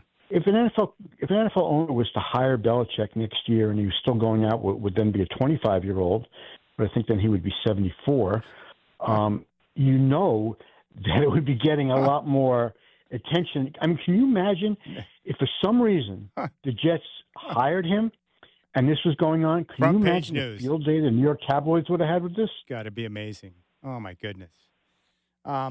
I'll ask you the same question. Joe Montana gave it a 60-40 split between Brady and Belichick. How do you answer the question? Who's more responsible for the dynasty and the 6 championships? How do you see it? See, I didn't want to use round numbers when it came to my revealing my judge's scorecard at the end of my book. I gave it 63-37. I know it's kind of bizarre numbers, but I liked it. I like it. Yeah, I think it's, and trust me, I mean, people who are considering what happened in Tampa for Tom and what happened in New England or Belichick after Tom left have it a lot higher than that. I just don't happen to think those years, I think they're irrelevant to this argument because the debate is really who deserves the credit for when they were together. I agree. And what they accomplished together, not what they accomplished apart, because the circumstances were different. So it's when they were together that I made my judgment. And I might have even been a little too generous for Tom because early on it was, very heavily weighted for Belichick the first, few years of this. But I thought 63-37 was fair. And when, Montana gave Walsh 75%, so and he owed himself 25%. So I thought I was being more than fair to Belichick in this regard, because I always think that the superstar quarterback is more important than the superstar coach. I agree. The book, Brady versus Belichick, The Dynasty Debate, written by Gary Myers, is available now. He's a best-time selling author on the New York Times list, and he's been covering the NFL for over 40 years.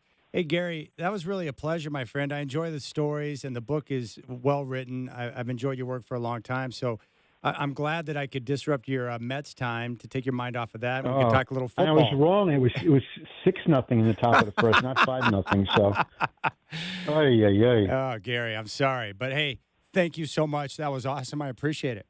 I have one question for you because I'm just curious about this. Is that like Seahawk fans out where you are in Portland? Or yes, there's a lot of Seahawk fans because I live right across the bridge in Southwest Washington, and I come over to Portland for work. A lot of Seahawk fans in the area, a ton. Yeah, I was just curious whether, because Northwest, everybody just kind of rallied around the Seahawks because that's obviously the only team. They did, and really how it works is you have there's a lot of Raider fans with the proximity to the Bay Area, along with 49er fans, a lot of 49er faithful, and a lot of Seahawk fans. So that's kind of the three fan bases that dominate the Portland area. Interesting. And as you might imagine, Seahawk fans are very they think very highly of the Patriots, of course. Yeah, right. Yeah. Give the ball to Marshawn every day. Anytime I talk to a Seahawks fan, they're like, "How can you not run Marshawn?" They're still mad about it, and they should be. I was still working for the Daily News at that time, and I wrote it was the dumbest play call in the history of sports in the world, and nothing has really changed since then. No, it's really bad. And what I love about it was Belichick after the game was like, "Oh, I thought it was a good call. They're trying to catch us off guard." And I'm like, "Of course you think it's a good call. You picked it off." Yeah, I mean, it made no sense. And I think that the idea was, and I've heard this since, I included a little bit of it in the book, that against the defense that the Patriots put on the field, they were pretty much daring him to throw because they had stacked the box. Yeah. And again, to trying to stop Lynch. But I think they fully expected them to run the ball. They hadn't stopped Lynch at all in the fourth quarter of that game on that last drive. And even if they had, give it to him 3 straight times, they would have scored. Of course. They just weren't going to stop him. Yeah. And it was just stupid. It was really dumb, and you nailed it, Gary. It was the dumbest play call in the history of sports. We all know it. It's crazy. In the history of the world. In the history of the world. Well, Gary, what a pleasure, my friend. Have a great weekend, and I appreciate your time. That was awesome. And you guys are Met fans out there, though, right? We have a couple of Met fans rolling around. I know that I have the guy who calls Blazer games. My good friend Travis is from Westchester. He's a huge Yankee fan, so they're New York fans out here. Okay. Yes. Okay. Well, Chad, it was a pleasure to talk to you. It's a pleasure. Thanks for your time. All right. Take care. Have a good night. There you go. There's Gary Myers. You heard it. Pete Carroll's decision to throw it instead of give it to Marshawn was the dumbest play call in the history of the world. And I know that you all agree with Gary because it was. As soon as the Seahawks got down in position after the great catch and he had just run the football, what was everyone thinking? They're going to hand it to Marshawn. The Seahawks are going to score and win back-to-back titles. But instead, they put on their dumb caps and decided to throw the football. All right. Well, so much for clock integrity. And we'll be back. You got the Rip City Drive.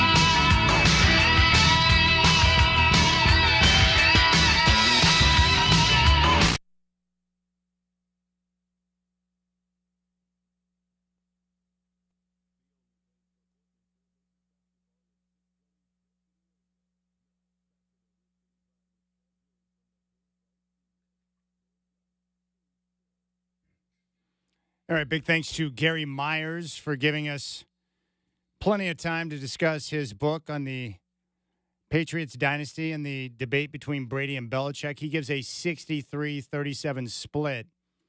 63% to Tom, 37% to the coach.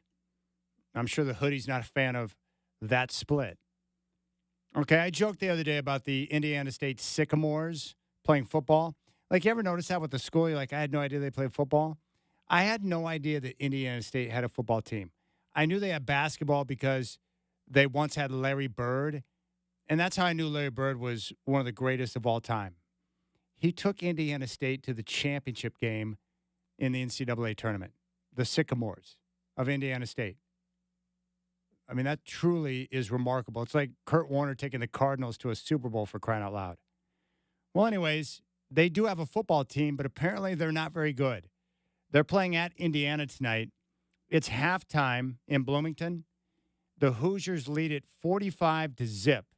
They put up 21 in the first quarter, 24 in the second quarter. And if you look at the halftime stats, first downs, Indiana 19-1 advantage. Third down efficiency, Indiana 4 of 5. The Sycamores are 0 of 7. Total yards, Indiana 383, the Sycamores 10.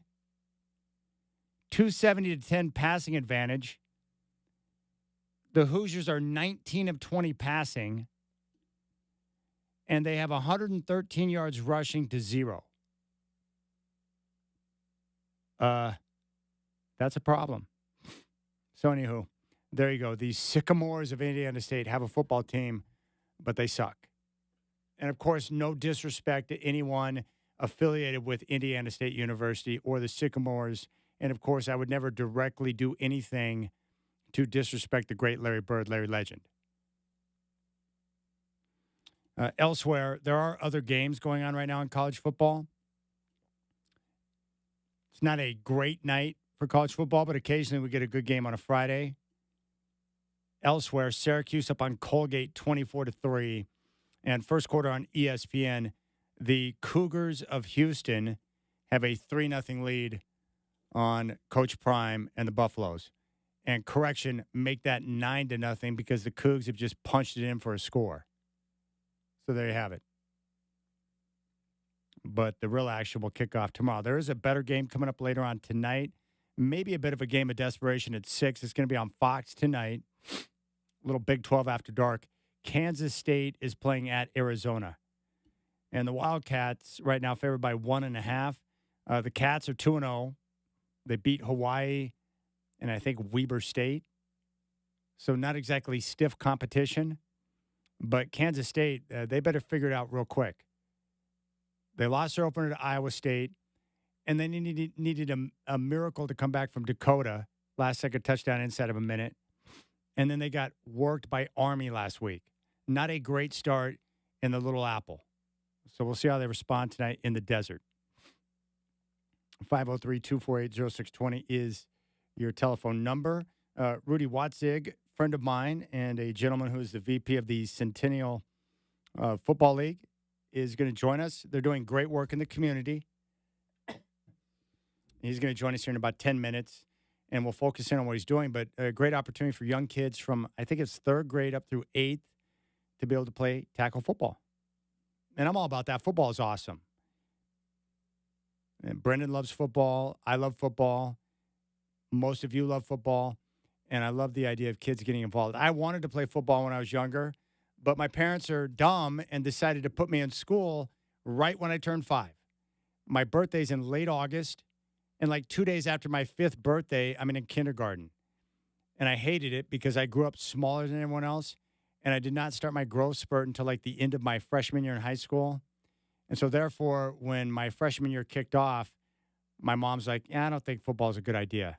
And it's probably a good decision. I would have gotten killed out there, but I wish my growth spurt would have taken, had happened sooner. It would have helped in basketball too, So what I did with my kids is that I started them the year after their birthday. So they were, a little more developed. And then as they got older, they were more developed in school because I didn't want them to have the similar experience that I did. So there you have it. Also, got this news. This is pretty sweet. But coming up on the 21st, which is a Sunday, the Trailblazers are going to do something pretty sweet from noon to 2 at Pioneer Courthouse Square. It's going to be a Rip City reunion with Damian Lillard, who's going to be in attendance. So it's going to be like a Damian Lillard pep rally. So I'm going to be down there, and I think I'm going to broadcast live. But it's going to be a Dame celebration at Pioneer Courthouse Square. So go ahead and write that down. And the way you handle it is, it's a football Sunday, right? And we know that this event's going to go from noon to 2. So what you do is you get up early. You catch the first half of the early games. Then you come down to Pioneer Courthouse Square. You hang out and celebrate the return of Dame. And then you cruise home and you catch the second half of the late action. And then you've got time for Sunday Night Football.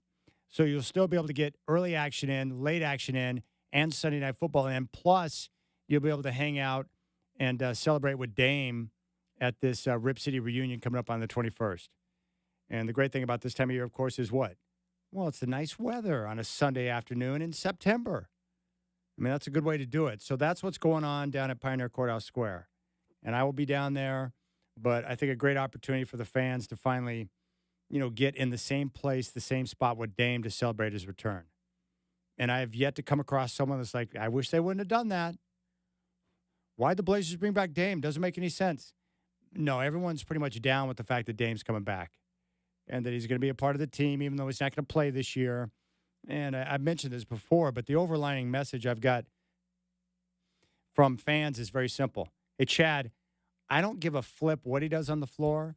I'm just glad that Dame is back where he belongs. And that's pretty much the consensus from Trailblazer fans. Yeah, I don't care what he does. I'm just glad he's back.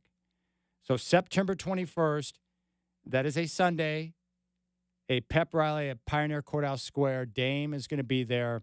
He'll address the people, and they're going to have a little some activities going on. It'll be a great time to hang out, and I will be down there as well. September 21st, Rip City reunion, Pioneer Courthouse Square with Dame. And also on the 19th, I'll be out in Gresham for the Rip City Rally, and I'm going to do the show live out there from 3 until 6. That's coming up on a week from tonight. So I'll have a chance to hang out at the Rip City Rally. You can come out and join us. They'll have a lot of great activities and stuff going on for the kids.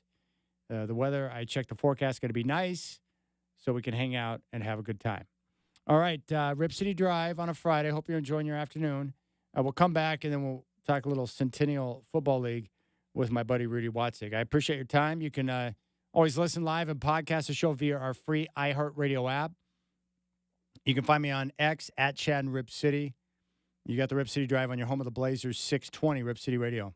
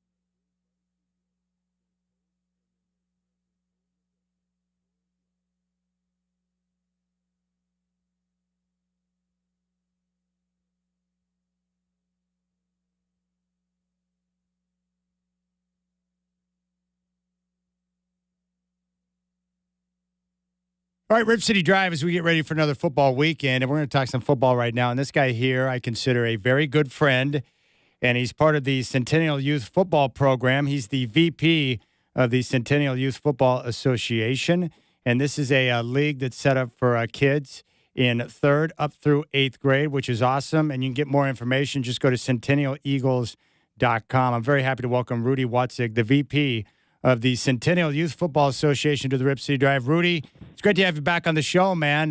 Great to hear your voice, and I hope you're well. Thanks for your time. Yeah, Chad, thank you so much for having me, and it's great to talk to you again. I mean, gosh, I've known you almost, 15 years now. It's awesome, man. Well, it is, and what I love is your story, because this Centennial Youth Football Program is something that's important to you, but this is, I think, partly born from the fact that you were the recipient of a liver transplant.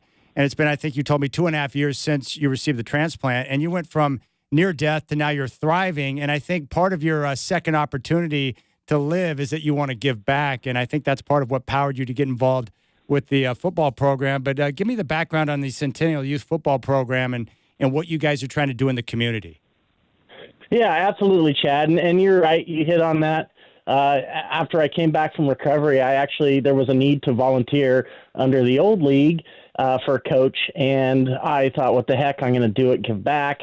And that actually pushed me through my recovery, made me more physical active. So I attribute that to making me 100% today. But yeah, the Centennial Youth Football Program is a youth football program in the Centennial School District out here in East Portland. We have about 100 football players ranging from 3rd grade to 8th grade. We have 3 teams, 3rd and 4th grade, 5th and 6th, and then our 7th and 8th grade team. And it's full tackle football. We offer free registration, and it's all volunteer-based. So the board is all volunteers, the coaches are all volunteers, and it's just the community getting together to create a wonderful football family-like atmosphere. And, it's all about football and also building the Centennial community. Yeah, this is beautiful. One, like you and I are no different from the majority. We love football. It's a wonderful game, and I've talked to different coaches over the years, and one thing that's great is, kids, when they have an opportunity to compete and be able to be involved in the sport, you're learning togetherness, how to come together and work with other people and be a part of a team. You're getting the physical conditioning. And then those kids who are participating in the football have a chance to see the community come together to watch and celebrate the efforts and what they're doing. And I think that's one of the bedrocks of our civilization is the community coming together for one common goal or cause. I think that's important. Absolutely, Chad. You hit it. And yes, I do love football. You know me. I've always loved football. And I'm a little biased, but I think football is the best sport because it is. In football, there is a place for everybody. Yes. If you're big and slow, you're on the team. Yep. Slow or short and tiny and fast, got a place for you. And what's great about that football is that we bring each other up. We make each other better in football. Nobody tears anybody down, and it's all family. And the philosophy at Centennial Youth Football, and we were very fortunate to have a director of football. His name is Hugh. He wants to develop excellent football players, but he also wants to develop excellent citizens. So he's teaching them accountability both on and off the field. In fact, he even assigns them little homework assignments every week. And, we check grades, and we want to make a good community, like I said. We're talking with Rudy Watzig, who is the VP of the Centennial Youth Football Association over in East Portland. Now, the other important note, too, and you mentioned this, but it's no cost. So if you want your kids ages 3rd grade up through 8th to get involved in the football, there's no cost. And the reason why that's important and really something that's a great service to the community is I know because I'm a dad and I have kids who are in school, like the cost of activities and sports is pretty extreme. And for some families, that's a great burden. But the Centennial Youth Football Program is giving them an opportunity to let their kids participate and be a part of something special at no charge. That's right, Chad. And we're part of the PAAL, that's the Portland Activities and Athletics League. Excuse me. And they provide us with some helmets, some shoulder pads, and they cover our insurance. But the rest is kind of up to us as Centennial to raise funds and help supplement, to buy equipment and jerseys and things like that. But yes, we are all volunteer based and we are community supported, and we are really proud and happy to offer a free football program to these kids. Okay. And it creates a great turnout too. Okay. Well, the important thing is to make sure that this continues, and you need support from the community to be able to do that. So let's talk about that. Obviously, cash donations, people who contribute to help with equipment and different things that are needed is important, but also volunteers. What are some of the different ways that people can get involved to help support the Centennial Youth Football Program?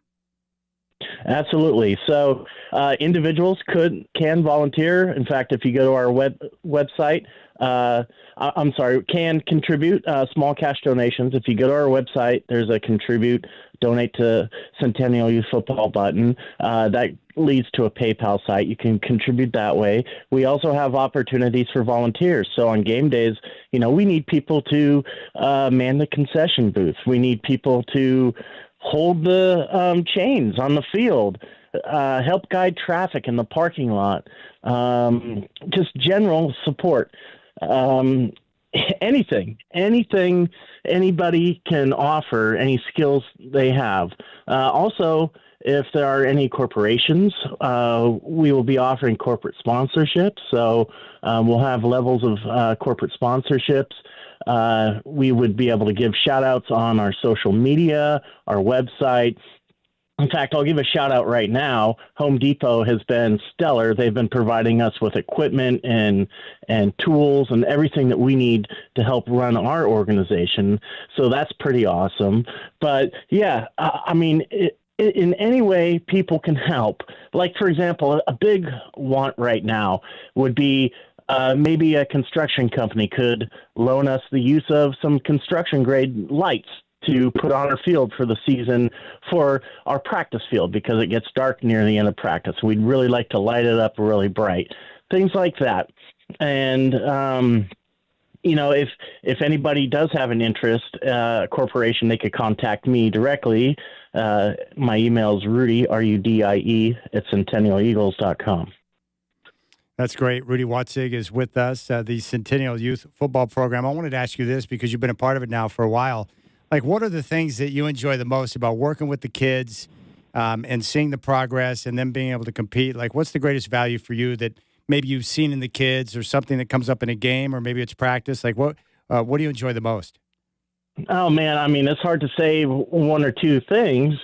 It's great working with kids year after year, seeing them develop, seeing them become good football players, seeing them be good citizens in our community. It's really rewarding, Chad. Like, so I'll go to the high school for something, and my oldest son goes to the high school, and I'll run into high school football players, and they still remember me from a few years ago when they were in the youth program, and they'll say, "Hey, coach," and that's just, that's incredible. That's so awesome to just have that. And I really enjoy, I have two kids that are still in the youth program, so I enjoy watching their practices, watching them play. In fact, I'm hardly keeping up on my Ducks and my Seahawks right now.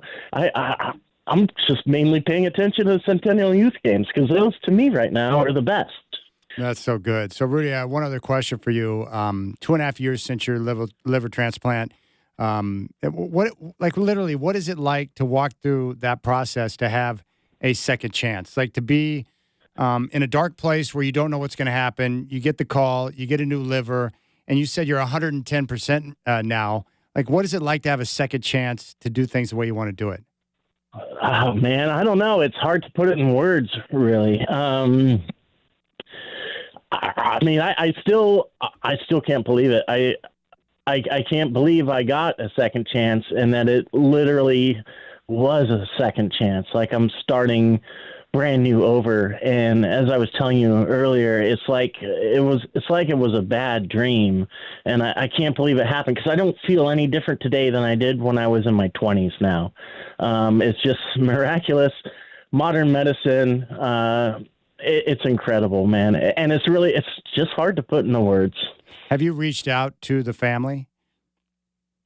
Yeah, I did. It's all anonymous, right? Yeah. And so you can send a letter through your hospital, and then they send it through the organization, and the family will get it. But they never wrote me back. But that's fine. I mean, I don't need to know. I just needed to know that they knew how grateful I was. That's so awesome. Well, I tell you what, man, I'm so pleased every time I hear your voice to know where you're at today. And I'm also thankful that you have a chance to participate in the Centennial Youth Football Program to improve your community. I think that's a great cause. So the website is centennialeagles.com. Now, Rudy, is that the best place for people to go if they want to get involved as a volunteer or to provide support? Yeah, so I do have a donation link at the top of the page. If you want to volunteer, there's an email at the bottom of the page. It's info@centennialeagles.com. You can reach out. But yeah, that would be great. It's awesome to get community involvement. We're really creating good things out here, and it's an exciting program, and I'm very excited to be part of it. Well, Rudy, thanks for your time. You're welcome on the show anytime. And we got to do this again soon to get an update on the football program and see how things are shaking out. That'd be great, Chad. I really appreciate it, and I appreciate our friendship, man. All right. Always appreciate catching up with Rudy. It's a good dude right there. And, just doing good things in the community. But that's a guy that was given a second chance. The blessing of a new liver. And I remember talking to him before he got the liver. He didn't know if he was going to get one or not. His health was declining. And then he got the call. And he got the new liver. And he's like a brand new man. It's like being born again. He's brand new with that liver. And he feels great. And he's able to live. And he's got a family. So it's great for him. I'm very happy about that. That's a good dude. And he cares about people. He definitely cares about people, but he loves football. And football teaches kids a lot of great things. Just the opportunity to be a part of a team, the discipline, accountability, a lot of the basic lessons that are good for any of us to learn. Football it's great. Football is great. The games being played tonight, not so great. Houston on top of Colorado right now, 13-0. And then Indiana State pretending to play football as they get thrashed by Indiana. And then we got Arizona and K-State coming up a little bit later tonight. In fact, that's going to kick off here in about 30 minutes. I think whatever was in my chest that I've been hacking out over the last couple weeks, I think it's pretty good. I'm almost back to 100%. You say Houston's up on Colorado, Chad? That brings up my eyebrows a little bit because Oregon State's got Houston in a couple weeks. Yeah, I would say right now, any game on the schedule, until we see otherwise, would raise your eyebrows. Appalachian State. Ain't that the truth? Tulsa. What's that school they're playing I've never heard of before? Oh, Lafayette? Yeah, thankfully that's when we can chalk up for the one for the boys back home without even needing to dig into that one. They're not good. Lafayette. I didn't even know. That's another school along with Indiana State. Had no idea they played football there. I want to say I knew about Indiana State football, but as you mentioned that, I'm like, do I actually know? And I'm like, no, I don't. I think I just kind of like lumped in like their basketball. I don't think I knew Indiana State played football either, Chad. No, that's a thing. A lot of times we just lie when we're asked questions like that. Hey, you know about Lafayette? Yeah. But you're lying because you've never heard them before in your entire life. It's true. Yeah. No, it's when the schedule came out, I'm like, oh, Louisiana Lafayette, like the Raging Cajuns, right? Oh, no, like straight up Lafayette. I couldn't even tell you, Chad, right now where that school is without having to look it up, straight up. That's what I'm talking about. What was the name of that town? Was it Lafayette? Yeah, there was a place right outside of Emeryville. It's like on your way to Walnut Creek, a little town off the freeway there, Lafayette. They had a great coffee shop there. What was the name of that place? Good little breakfast spot. It might have been the Public House. Chad, you could have given me 10 guesses, and if I were to, now I look, Lafayette's in Easton, Pennsylvania. Could have given me 20 guesses. Wait a second. So Lafayette, the team that Oregon State's playing, is in Pennsylvania. Yeah. I couldn't have, yeah, you could have given me 20 guesses. I would have been like Texas, Oklahoma, somewhere back down south, but not Pennsylvania. So you learn something new every day. Dude, that's crazy. Well, it's kind of like when Young Hansen was drafted by the Trailblazers. I willingly admit, never heard of him. No, same here. I've had I can remember I was in this room running a Hops game as it happened, and one of the Hops guys was like, do you know who that is? I'm like, no, like straight up. And, obviously in hindsight, but yeah, I won't lie. I had no idea who Young Hansen was. I had no idea. Literally no idea. And that's why I love some of the basketball heads who I think there were some who I believe knew who he was, but then there are some where I'm like, yeah, I don't think so. I don't believe that you knew who he was. If I had $1 for every person on social media chat who's like, oh, I've been watching him since the Chinese basketball league. Have you? Have you really? Like, I maybe call question on some of those, but yeah, I think you're totally right. Yeah, I think it's the Public House, Lafayette Public House. I think that's a spot I used to like to hit. Great espresso there. I'm always in search of the best cup of coffee. And I found a couple of spots. The cool part about, where was it I went? On my trip to the Holy Lands, to Israel, basically everywhere you go, there's an espresso machine. They love coffee over there. I'm talking about, anything on the side of the road, any type of bookstore. Anywhere you go, they have a coffee shop. So I was loading up on espresso, trying to find the best cup. Yeah, Americanos are my favorite. Sometimes I'll do straight espresso shots, but I like to enjoy it more like a cup of coffee. So I go Americanos, and I like just a couple of ice cubes in it because normally, I don't know where people get the water for the Americanos, but it feels like it's imported from the surface of the sun.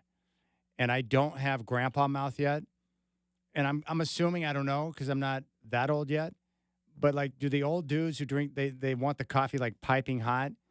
Is that just because your mouth gets numbed up? You destroy the taste buds because you drink hot liquids your entire life? And you don't have feeling in your mouth anymore. I just don't understand. Like my dad does that. He wants it as hot as can be.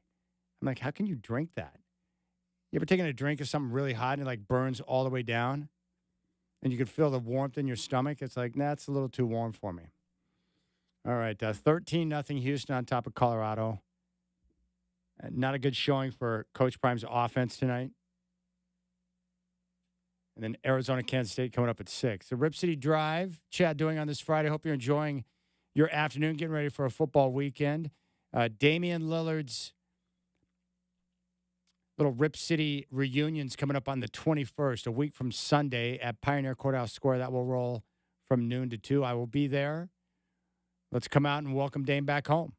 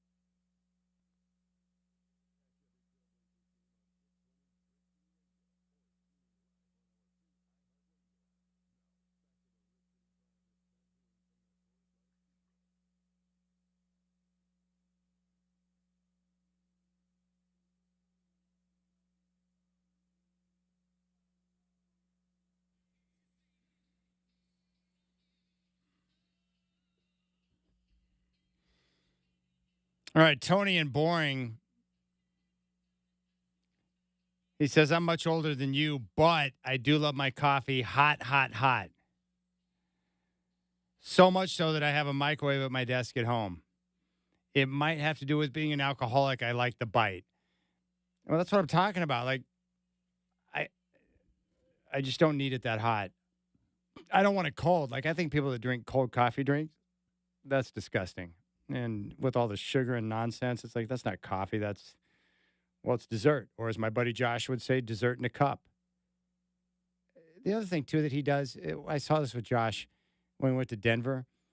I don't know why it bothers me, but this is something that bothers me. So, like, if you're at the airport, and you know, at Southwest, they have, like, the boarding groups, right?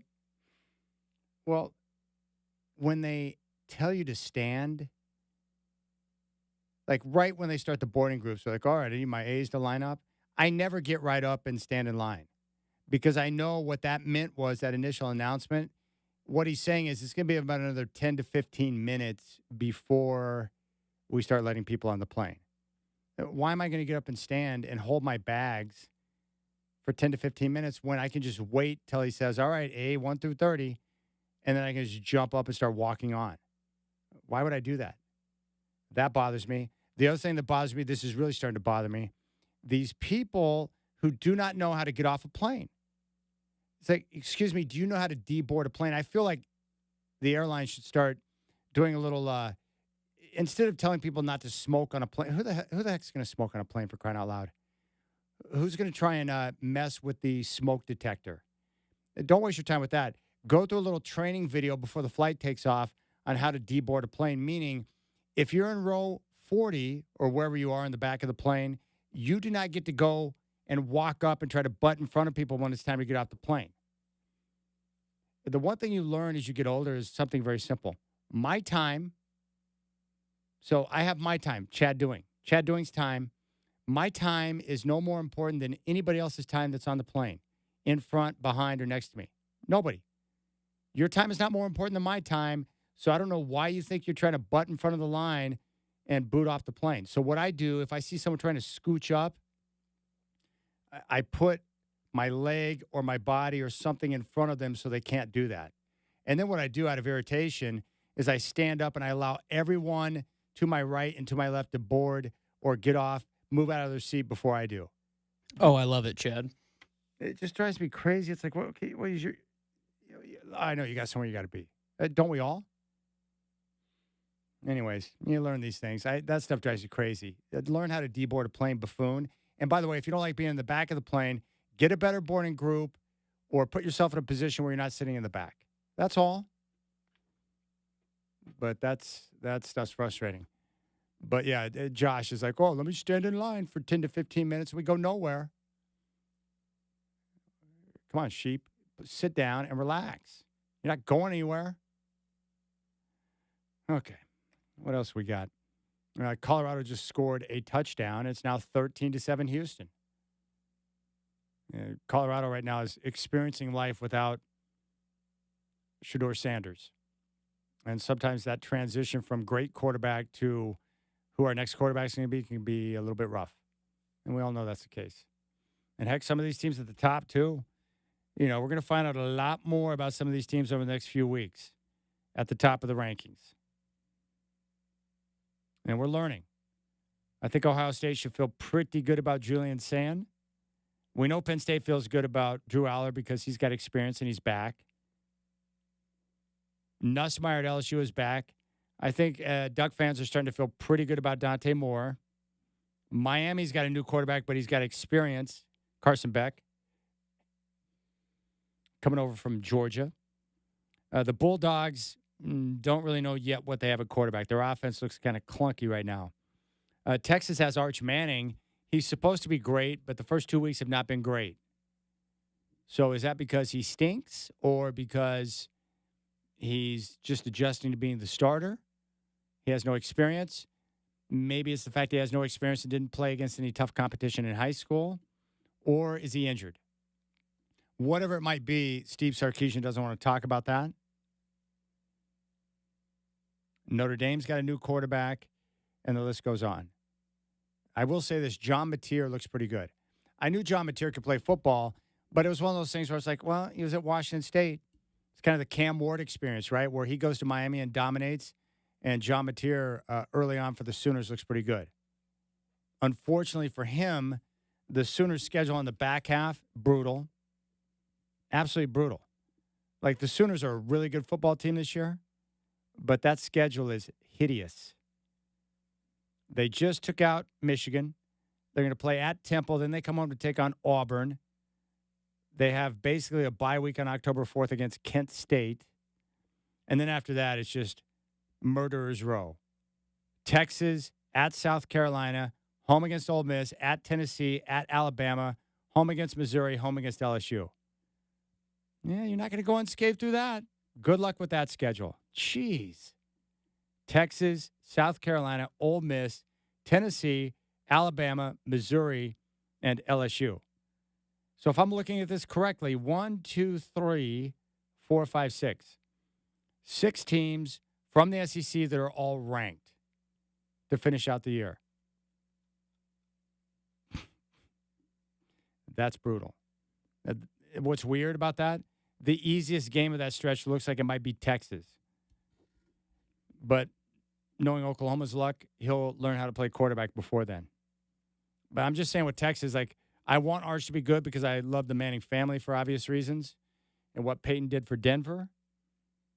But I just know that right now Texas is not a championship contender with what they're doing on offense and the play of Arch Manning. So he's got a long way to go. I still don't know. Who do you think's been the most impressive team? Like, seriously.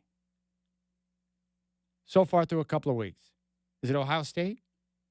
I'm not going to say Penn State because they haven't played anybody. LSU's been really impressive. Oregon's looked good against weaker competition. Miami's been great. That win against Notre Dame was impressive, especially the way they dominated the line of scrimmage with their offensive line. Florida State, 2-0. They've been impressive. They whacked Alabama. Brendan, who's been the most impressive team in the country to you? I think I got to go with Ohio State, Chad, and simply because that win over Texas. Like that game, it was huge. And I think it's close, but I'd go Ohio State right now. I don't have a problem with that. That roster's loaded. Oh, it is. I mean, like I told you a couple weeks ago, like, their defensive backs. When you got like 3-4 guys who are like 6'3", 6'4", that can all play great coverage. Oh, it's impressive. All right, let me give you my picks. I'll give you my NFL picks that I like from this weekend. I love the Jets, plus 6.5 at home against the Bills. There's no way I can deny the opportunity to grab Patrick Mahomes as an underdog at home against the Eagles, plus 1.5. And I love the Seahawks, plus 3 at the Steelers. So those would be my 3 picks. Jets, plus the points. Seahawks, plus 3 at Pittsburgh. And then Patrick Mahomes at home as an underdog. That would be my list. All right, big thanks to Brendan Slaughter, Gary Myers for Talkin Football, Rudy Watzig. You guys have a excellent weekend. Don't forget, next Friday I'll be out in Gresham for the Rip City Rally, 3 to 6 with the Rip City Drive. And a week from Sunday, the Damian Lillard reunion is going to come at Pioneer Courthouse Square from noon to 2 on September 21st. You guys have a great night. We'll talk to you next week. You've been listening to the Rip City Drive on your home of the Trailblazers, 620 Rip City Radio.